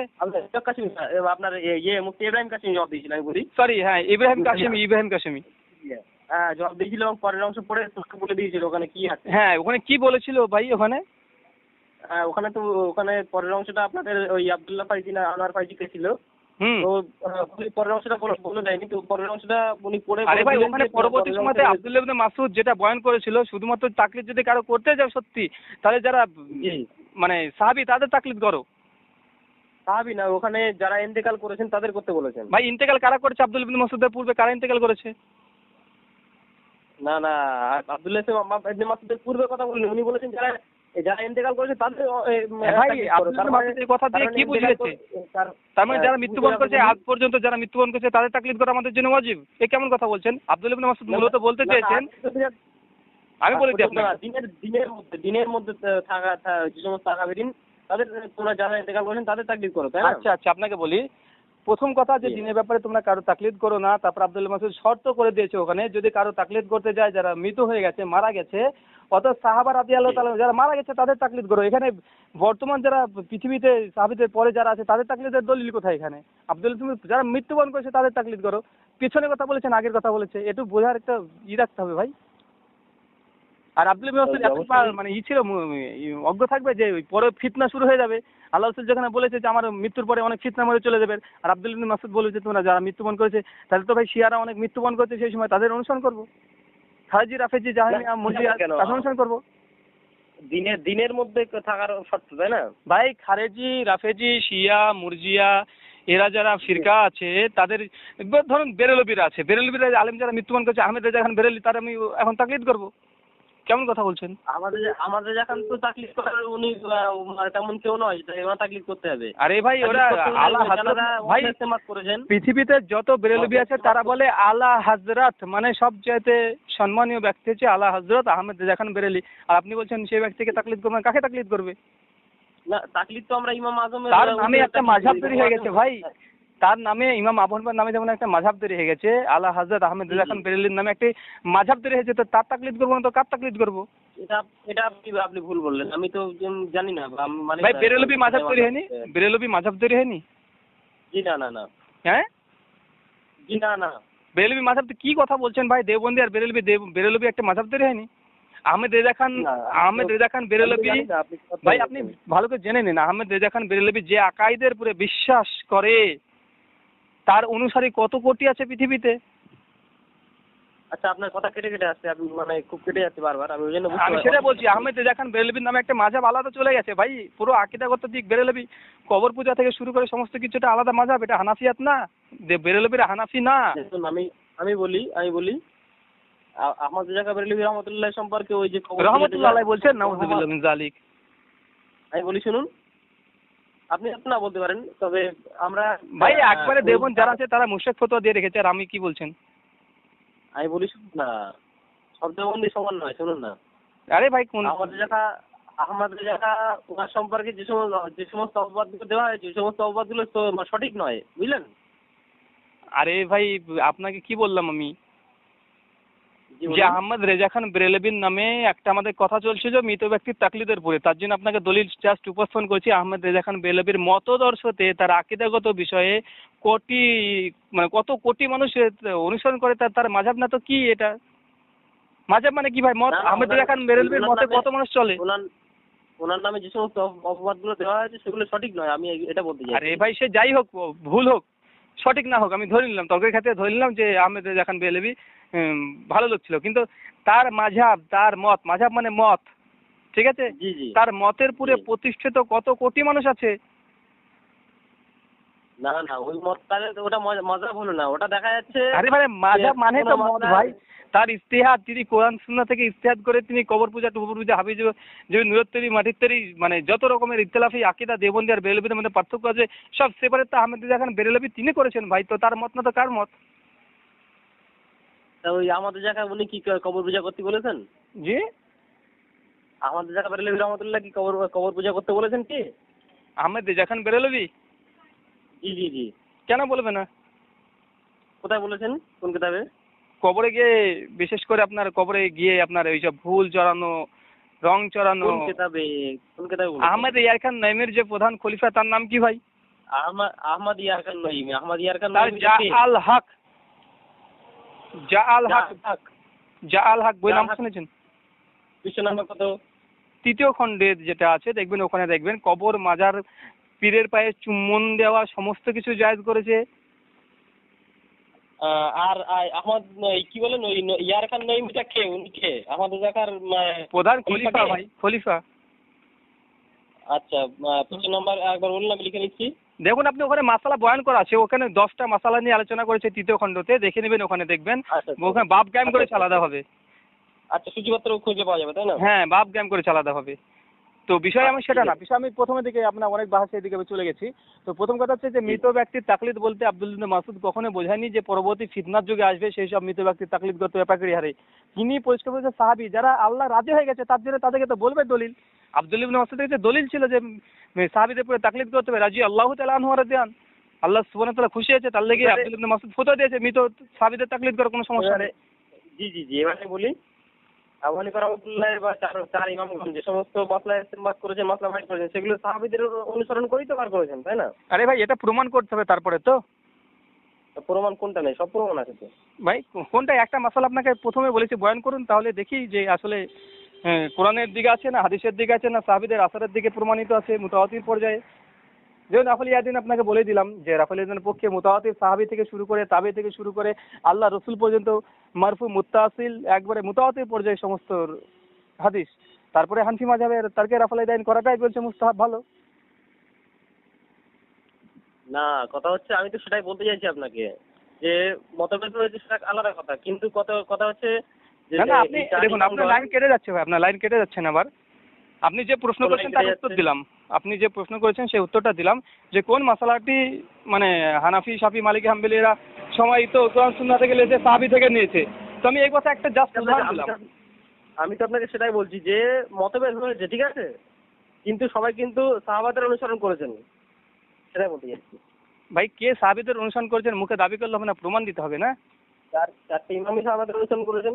আরে ভাই আমি তো কখন অস্বীকার করলাম, কিন্তু বর্তমান মাসালা যেগুলো পুরো দাঁড়িয়ে আছে, ইমাম আবু হানিফাকে আমি প্রথমে বলেছি আহলে সুন্নাত ওয়াল জামাতের আমরা একজন মুস্তাহিদ ইমাম হিসেবে বিশ্বাস করি, কিন্তু প্রচলিত হানাফি, দেওবন্দি, বেরেলভি, ফুরফুরা যাই বলেন না কেন, এদের কথা বলছি ভাই। জি এদের কথা কি বলছেন? হ্যাঁ বলুন। ঘুম চলেছি জি ভাই। না হাই উঠছে, বলুন। হ্যাঁ সেটাই, যে ইমাম আবু হানিফার কাছে হয়তো বা সেই হাদিস পৌঁছায়নি, সেই সূত্রে তার জন্য তিনি সেই ফতোয়া দেননি, কিন্তু এখন বর্তমান তো হাদিসের কিতাব সব মজুদ আছে, এখন আপনি নিজে হাদিসের কিতাব পড়ে দেখে দিতে পারেন কোনটা সহি, কোনটা জয়ীফ, কোনটা দুর্বল, কোনটা কোন সাহাবীর কি আমল ছিল। সমস্ত মুসান্নাফ ইবনে আবি শাইবাতে সাহাবীদের আসার, আব্দুর রাজ্জাকে সাহাবীদের আসারে লোড করে রেখেছে, শুধু সাহাবীদের আমল কি ছিল এই কিতাব দুটোতে। তো সেখান থেকে আপনি আলাদাভাবে পৃথক পেয়ে যাবেন, কিন্তু ইমাম আজম আবু হানিফা তিনি তার গ্রন্থ আকারে পাননি যে তিনি কোরআন হাদিস ঘেটে মাকতাবাতে সামেলাতে মারবে যে আব্দুল্লাহ ইবনে মাসউদের দেখি কি হাদিস আছে এই বিষয়ে পড়ে আর চলে আসলে সামনে, এতটা না ভাই। সেটা ইলমের ময়দান, যে যত খেটেছে সে তত বেশি কোরআন সুন্নাহর দিকে ফতোয়া দিয়েছে। আহমেদ ইবনে হাম্বল তিনি 10 লক্ষ হাদিস তিনি সংগ্রহ করেছেন, তার মাঝে কোরআন সুন্নাহর কাছে হবে, এটাই তো স্বাভাবিক। তো আমি তো বলিনি যে তার মাযহাব এই কোরআন সুন্নাহর কাছাকাছি নয়। হ্যাঁ আমি তো বলছি এটা ইলমের ময়দান, একদিনে মানুষের কাছে সমস্ত ইলম তো চলে এসে আসবেন আপনার কাছে। আপনি যেদিন প্রথম কিছু পড়াশোনা শুরু করেছেন সেদিন কি প্রথম ইলম আপনার কাছে সবগুলো হাজির হয়ে গেছিল? যত দিন যাবে তত আপনার নিজের মত পরিবর্তন হতে থাকবে, কত কত আপনি রুজু করবেন। চারটে ইমামের মধ্যে মানে চারটে ইমামের মধ্যে যার মানে কোনো মশলা কোনো ইমামের বেশি কোরআন সুন্নাহর কাছাকাছি, আবার কারোর একটু মানে ইমাম আবু হানিফা পারেন, ইমাম আবু হানিফা বলছে যে আমি সকালে যে ফতোয়া দিই, এই ইয়াকুব তুমি লিখো না, কারণ আমি বিকালবেলাতে আমি সেটা পরিবর্তন করে ফেলতে পারি, পরিবর্তন করে ফেলি। কিন্তু অতএব ইমাম আবু হানিফা যখন মৃত্যুবরণ করেছে তারপরে কি আর তিনি রুজু করার, তিনি যে জীবিত থাকতেন তিনি কি কোনো মাসআলা রুজু করতেন না? একটু এক মিনিট, আপনি ওটা কি বললেন না আবু হানিফা রাহমাতুল্লাহ লেখার ব্যাপারটা কি বললেন? ইয়াকুব, ইউসুফ এদেরকে স্পষ্ট শাগরেদদেরকে বলেছে ইয়াকুব তুমি আমার কোনো মাসালা কোনো ফতোয়াকে লিপিবদ্ধ করো না, যেটা আমি সকালে বলি সেটা আমি সন্ধ্যাবেলা পরিবর্তন করতে পারি বা পরিবর্তন করি। এটা কোন কথা? মিজানে শারিন প্রথম খণ্ডে 63 পৃষ্ঠা। কার লেখা এটা? ওয়াহাব, আব্দুল ওয়াহাব নাজদিন হয় তাই বলে। আব্দুল ওয়াহাব মানে আবু হানিফা রাহমাতুল্লাহ এর কে? ওটা ভাই ইতিহাসে একটা তারিখের কিতাব, বিভিন্ন কল উক্তি এইসব লেখা লিপিবদ্ধ করা। এবারে আপনি এখানে বলছেন যে আবু হানিফা রাহমাতুল্লাহ লেখা কোনো কিতাব নেই, বা ওরা এটা ওনার আব্দুল ওয়াহাবটা কে তাও জানা যাচ্ছে না, তাহলে এই কথার সনদ কতটা সঠিক তাহলে সেটা জানা দরকার। তাহলে এটাকে অস্বীকার করে ফেলুন ভাই, ইনকার করে দিন। সেটা আপনি বলছেন যে কোরআন সনদ অনুযায়ী। ভাই আমি এই কারণে বলছি, তাহলে এক কাজ করুন আপনি, ভাই আপনাকে মানতে হবে না। ভাই আমি আপনাকে বলি, তাহলে এখানে আবার একটা টেস্ট নিয়ে নিই। আপনি বলুন যে ইমাম আবু হানিফার নামে যে এই মিথ্যা কথাটা তৈরি করেছে তারপরে নালুদ বর্ষিত হোক। আমি বলছি আমিন, আপনি বলুন আমিন বলুন। না আমি তো এই কথাটি যে নকল করেছে ইমাম আবু হানিফার নাম দিয়ে তারপরে নালুদ বর্ষিত হোক। হ্যাঁ এই কথাটা তাকি করতে হবে, এই কথাটা তাকি করে যদি সহি হয় তাহলে সহি মানতে হবে। আচ্ছা এটা আপনাকে বলি ভাই, এটাই তো একজন মুমিনের রসুল হওয়া প্রয়োজন, যে আমি এখন সকালবেলা যে ফতোয়া দিচ্ছি সেই ফতোয়া আমাদের অকাট্য না, সন্ধ্যাবেলাতে যদি হাদিস যদি অন্য পরিপন্থী চলে আসে। আমি আপনাকে বলি আমার একটা ফতোয়া বলি। আমার কাছে কিছুদিন আগে এক ভাই জিজ্ঞাসা করলো যে আচ্ছা রুহুল আমিন ভাই একটি বিষয় জিজ্ঞাসা করছিলাম, তো কি বিষয় ভাই? তো বিষয় হচ্ছে যে আপনার এই আমার এক গরু আছে, তো গরু 2 বছর পুজে গেছে, মোটা সোটা তাজা একটা গরু আছে, কিন্তু তার দাঁত উঠেনি, সেটা কি বৈধ হবে? তো আমি তখন দেখলাম যে 3টে শর্তের মধ্যে 2টো শর্ত পালন আছে, তো আমি মোটামুটি তেমন ভাবে করলাম না, আমি বললাম যে জি জায়েজ হয়ে যাবে। আমি তখন বলার পরে আমার মনে, আমি বলি আপনাকে মনে বলতে আমার খটকা লেগেছে যে দাঁত উঠেনি, কিন্তু হাদিস যে দাঁত লাগবে, কিন্তু এদিকে 2টো শর্ত পালন। আমি নিজে আবার গবেষণা করতে লাগলাম ওই বিষয়টাকে নিয়ে, একদিন পাকা বিষয় খাটার পরে দেখলাম যে না হবে না, দাঁত লাগবে, এটা শর্ত। সঙ্গে সঙ্গে ফোন করে তাকে আবার বলে দিলাম যে জি না ভাই এই ভুল ছিল, হবে না, ছেড়ে দিলাম ভাই। তো আমি নিজে কত পরিবর্তন করেছি নিজে ভাই, একদিনে তো আমার সমস্ত কিছু চলে আসবে না, বুঝতেন? যখন আব্দুর রাজ্জাক ইসলামপুরে যখন অপবাদ আসলো, প্রথম অপবাদ যে গরুর পেশাব পাক না পাক দিয়ে, তখন আমার কাছে ঘটকা লেগে গেল, কিভাবে সম্ভব গরুর পেশাব পাক না পাকে হওয়ার কথা আমার মনের মধ্যে এটাই বলছে। তারপরে বিষয়টা আমি গবেষণা করতে লাগলাম, দেখি দিন এই বিষয়ে কি হাদিস পাওয়া যায়, কি পাওয়া যায়, কোন ইমাম কি বলেছে, সমস্তগুলোকে সামনে নিয়ে এসে দেখলাম না ঠিকই আছে, এখানে পাক, অবশ্যই পাক। আচ্ছা প্লাস জামহুর মুহাদ্দিস সালেফরা এখানে মত পোষণ করেছেন। আমি আপনাকে একটা কথা বলি, বলুন। আলোচনা তো আজকে অনেক হলো, ঠিক আছে? জি। তো আপনি তো মানে পশ্চিমবঙ্গের অনেক মুফতিদের কাছে ফোন করেছেন, তাই না? করেছি। আপনি আলোচনা করেছেন। তো আমি যদি একটা অনুরোধ করি মানে একটা আপনার কাছে ফোন করার জন্য, আপনি করবেন কি? কাকে ভাই? কাইম সাহেবকে। আব্দুল কাইয়ুম? জি জি জি। ভাই ওকে ফোন করেছি, আব্দুল মতিনকে ফোন করেছি, সব অডিও আছে, ইনশাল্লাহ যদি চান দিয়ে দেবো। আচ্ছা, কাইম সাহেবের অডিওগুলো একটু পাঠিয়ে দিন তো আমার ইনবক্সে। আব্দুল কাইয়ুম তো কথাই বলতে চাইনি, উনি তো কথা বলছেন একটা মাওকুফ হাদিসকে মারফু বানিয়ে দিচ্ছেন। আমি বলছি শাইখ আপনি মাওকুফ হাদিসকে মারফু বলছেন কেন? দিয়ে দেখুন থতমত কি আর কিছু বলতে পারছেন না, সঙ্গে সঙ্গে জি আমার কাছে অডিও আছে, ইনশাল্লাহ দিয়ে দেবো। আমি এক্ষুনি একটু পাঠিয়ে দিতে পারবেন? আমি খুব আমার কাছে এখন তো নেট নেই, আর এখন ইলেকট্রিকও নেই, আমি কেন মোবাইল থেকে করি না, আমি কম্পিউটার থেকে আমার মানে ওয়াইফাই নেওয়া থাকে। আচ্ছা, তাহলে আপনি পাঠিয়ে দেবেন কখন? মানে ভাই আপনার কাছে আমি একটা অনুরোধ করব, আপনাদের যত আলেম হোক, দেওবন্দি, বেরেলভি যাই হোক, যে নাম্বার থাকে আমাকে দিন, আমি তাদের সঙ্গে কথা বলতে চাই, আমি কথা বলতে পছন্দ করি, ভালোবাসি। না আসলে আমরা এখানে আব্দুল কাইয়ুম সাহেব, যিনি এখানে আমাদের বাড়ি থেকে বেশি দূর না, বুঝলেন, আমাদের আশেপাশে আর কি। জি ভাই, আব্দুল কাইয়ুম ভাইয়ের সাকরেত যারা আছে আমাকে ফোন করে গালি দিয়েছে, জানেন আপনি? কে? আব্দুল কাইয়ুমের সঙ্গে কথা বলার পরে একজন ভাই তর্ক করছিল যে আব্দুল কাইয়ুমকে যদি বুকে দম থাকে তাহলে ফোন করে দেখি তোর কেমন বুকে দম আছে। একজন ভাই ফোন করছিল, বারবার আমাকে গালি দিচ্ছিল। আমি বলছি ঠিক আছে নাম্বারটা দাও, নাম্বারটা দিলে ফোন করলাম, সঙ্গে সঙ্গে ফোন করে কি করবো, আমি হচ্ছে কেমন তোমাকে ঝাপটা দিল আব্দুল কাইয়ুম, তাই বলছি।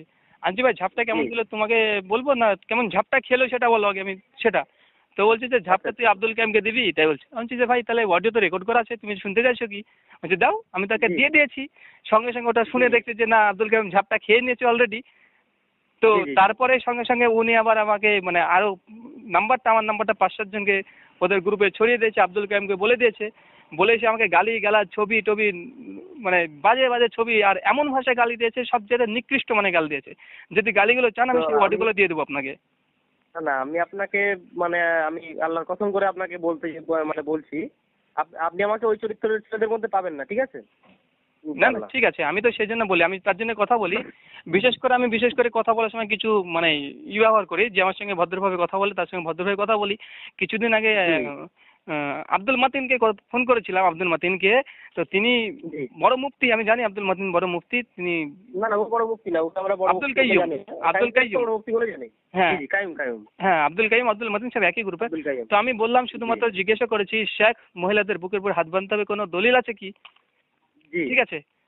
তো তিনি মানে দলিল উপস্থাপন করতে চাইছেন না। আমি তাকে তখন একটা কথা বললাম যে কোনো হানফি মুকাল্লিদের এই সামর্থ্য নেই যে কোনো আহলে হাদিসের কাছে তাদের মাসলা উপস্থাপন করার সামর্থ্য নেই। তাই আপনি একটা দৃষ্টান্ত যে 13 মিনিট কথা হয়ে গেল, এখন আপনি মাসলাই বয়ান করতে পারলেন না, মাসলা প্রমাণ করবেন কিভাবে? আবার আপনারা বলছেন মুনাজারের জন্য ডাকছেন, মাসলা বয়ানই তো করতে পারছেন আপনারা। তো তিনি আমার সঙ্গে ব্যবহার করেছেন, তাকে ওই ব্যবহার করেছি, কিন্তু আপনার সঙ্গে আমি ওই ব্যবহার করিনি। আচ্ছা। আর আমি বলতে ওই আব্দুল মাতিন তো এমনি আপনার কাছে যা শুনেছে বড় আলেম, কিন্তু তেমন কোনো যোগ্যতা নেই। মানে যোগ্যতা যদি আছে একটু আমরা যেটা জানি যে আব্দুল কাইয়ুম সাহেবের যোগ্যতা আছে। তিনি তো কথা বলতে চাননি, মাত্র 13 মিনিট কথা বলেছেন। জি ফাতিহা খালফাল ইমামের পরে বলেছিলাম ওনাকে কথা বলার জন্য। জি তিনি উল্টাপাল্টা রেফারেন্স দিয়েছেন কয়েকটা, মানে 13 মিনিটের মধ্যে 3টে রেফারেন্স ভুল দিয়েছেন। কাইয়ুম সাহেব জি ও ভুল দিয়েছেন, একটা মাওকুফ হাদিসকে মারফু বানিয়ে দিয়েছেন, এমনকি একটা রাবির নাম বলতে পারেননি, একটা মাশহুর রাবির নাম বলতে পারেনি। জিজ্ঞাসা করেছিলাম শেখ এই হাদিসের রাবিকে, বলতে পারেনি। এবারত হাদিসের পড়েছে, এবারতটা ভুল পড়েছে। ও আচ্ছা, আমি বলতে আমি আপনাকে অনুরোধ করছি, আপনি একটু ওই আব্দুল কাইয়ুম সাহেবের অডিওটা আমাকে একটু দিন না। ইনশাল্লাহ দিয়ে দেবো, চেষ্টা করুন আজকে রাত্রেবেলার মধ্যে ইনশাল্লাহ দেওয়ার চেষ্টা করবো আপনাকে। আচ্ছা ঠিক আর আছে। উনার না আমার কাছে, আপনি জানেন আমার কাছে কার মানে কতজনের অডিও আমার কাছে রেকর্ড করা আছে আলহামদুলিল্লাহ। এমনকি দারুল উলুম দেওবন্দে ডাইরেক্ট বেরেলভি শরীফের ফোন করে আলোচনা করেছি 3-4টে বিষয়ের উপরে। দারুল উলুম দেওবন্দে ওই বেরেলভি শরীফ কোথায় ওটা? বেরেলভি উত্তরপ্রদেশে। ও আচ্ছা। তাই দারুল উলুম দেওবন্দের ওই অডিওটা চাইলাম, দিলেন তাহলে আজকে পাঠিয়ে দেন। ইলিয়াস ঘুমানকে ফোন করেছি, মাত্র 3 মিনিট কথা বলেছে। আচ্ছা 3 মিনিট, মাত্র 3 মিনিট কথা বলেছে, মাসলা বয়ানি করেনি। শুধু মাত্র বলেছিলাম যে শেখ ফাসল লিলি রব্বিকা ওয়ানার ইসকা তাফসির क्या হয়, क्या লিখা है একটু, শুধু এই কথা বলেছিলাম, ওতেই রেগে গেছে মাল। ও আর ওকে বলেছি, বলুন।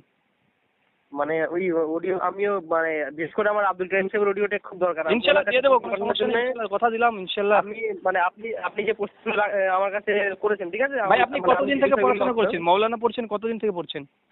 এবারে 3 বছরের মাথায় এবারে 3 বছর মানে আর কি হচ্ছে আর কি। 3 বছর মৌলানা পড়ছেন ভাই? জি 3 বছর, 3 বছর হচ্ছে। মাশাআল্লাহ। তো পড়াশোনা করুন। জি আমি কথা হচ্ছে যে মানে আপনি আমার কাছে যে আপনার সাথে যে আলোচনাগুলো হয়, ঠিক আছে? হুম। তো আমি এই আলোচনাগুলো আমি সব লিখছি আমার মানে খাতায়। আমি এই প্রশ্নগুলো আমি ছুড়বো আর কি, ঠিক আছে ওনার কাছে। শুধু একটা প্রশ্ন করবেন, শুধু এই প্রশ্নটা, আমরা তাকলিদ কেন ইমাম আবু হানিফার করবো না? কেন করবো না? তাহলে আমরা অর্ধেক কেন হানাফি থাকবো? আমরা কেন অর্ধেক হানাফি থাকবো? জি আমি তারপরে হানাফি, তারপরে ফিকি মাসালাতে তাও তো ইমাম আবু হানিফার 1/3 মানা হয় না, তাহলে আমরা হানাফির কোথায় থাকলাম ভাই? যদি আপনি 4টে ভাগ করেন হানাফি মাসলাকে, প্রথমে আকিদা জি। হচ্ছে ধরেন ইসলামের ধরেন অর্ধেক ধরেন, আকিদা অর্ধেক, মাসালা অর্ধেক, প্রথমে 2 নম্বর বাদ চলে গেল। আরেকটা বাদ গেল যে ইমাম আবু হানিফার 1/3, 4 ভাগে 3 ভাগের 1 ভাগ ফতোয়া মানা হয়, 2 ভাগ ইমাম ইউসুফ মোহাম্মদ এদের মানা হয়। তার মানে ধরেন এখানে কি আরো 1.5 ভাগ চলে গেল। মাত্র ইমাম আবু হানিফাকে আধখানা মেনে আপনারা যদি হানাফি দাবি করেন, আলহামদুলিল্লাহ সুম্মা আলহামদুলিল্লাহ, আমরা আহলে হাদিস যারা ইমাম আবু হানিফার ইনশাআল্লাহ যদি ফতোয়া মিলাতে যায় আমরা আধ ঘন্টা মানি, তাহলে আমরা কেন কুফরি করব? কেন আমরা জাহান্নামে চলে যাব? ফতোয়া দিচ্ছি। জি ওই জন্য আমি বলতে চাইছি আমি প্রশ্নগুলো ইনশাল্লাহ লিখছি। আর কথা হচ্ছে মানে আপনি ওই অডিওটা আমাকে একটু দিলে আমি খুব কাজে লাগাতে পারবো একটা জায়গায়, বুঝলেন? ইনশাআল্লাহ। জি ঠিক আছে, তাহলে জাযাকাল্লাহ, আজকে আলোচনা তাহলে এই পর্যন্ত থাক। হ্যাঁ, রাত অনেক হয়ে যাচ্ছে। জি জাযাকাল্লাহ খায়ের। আসসালামু আলাইকুম। জি ওয়ালাইকুম আসসালাম, দোয়া করবেন।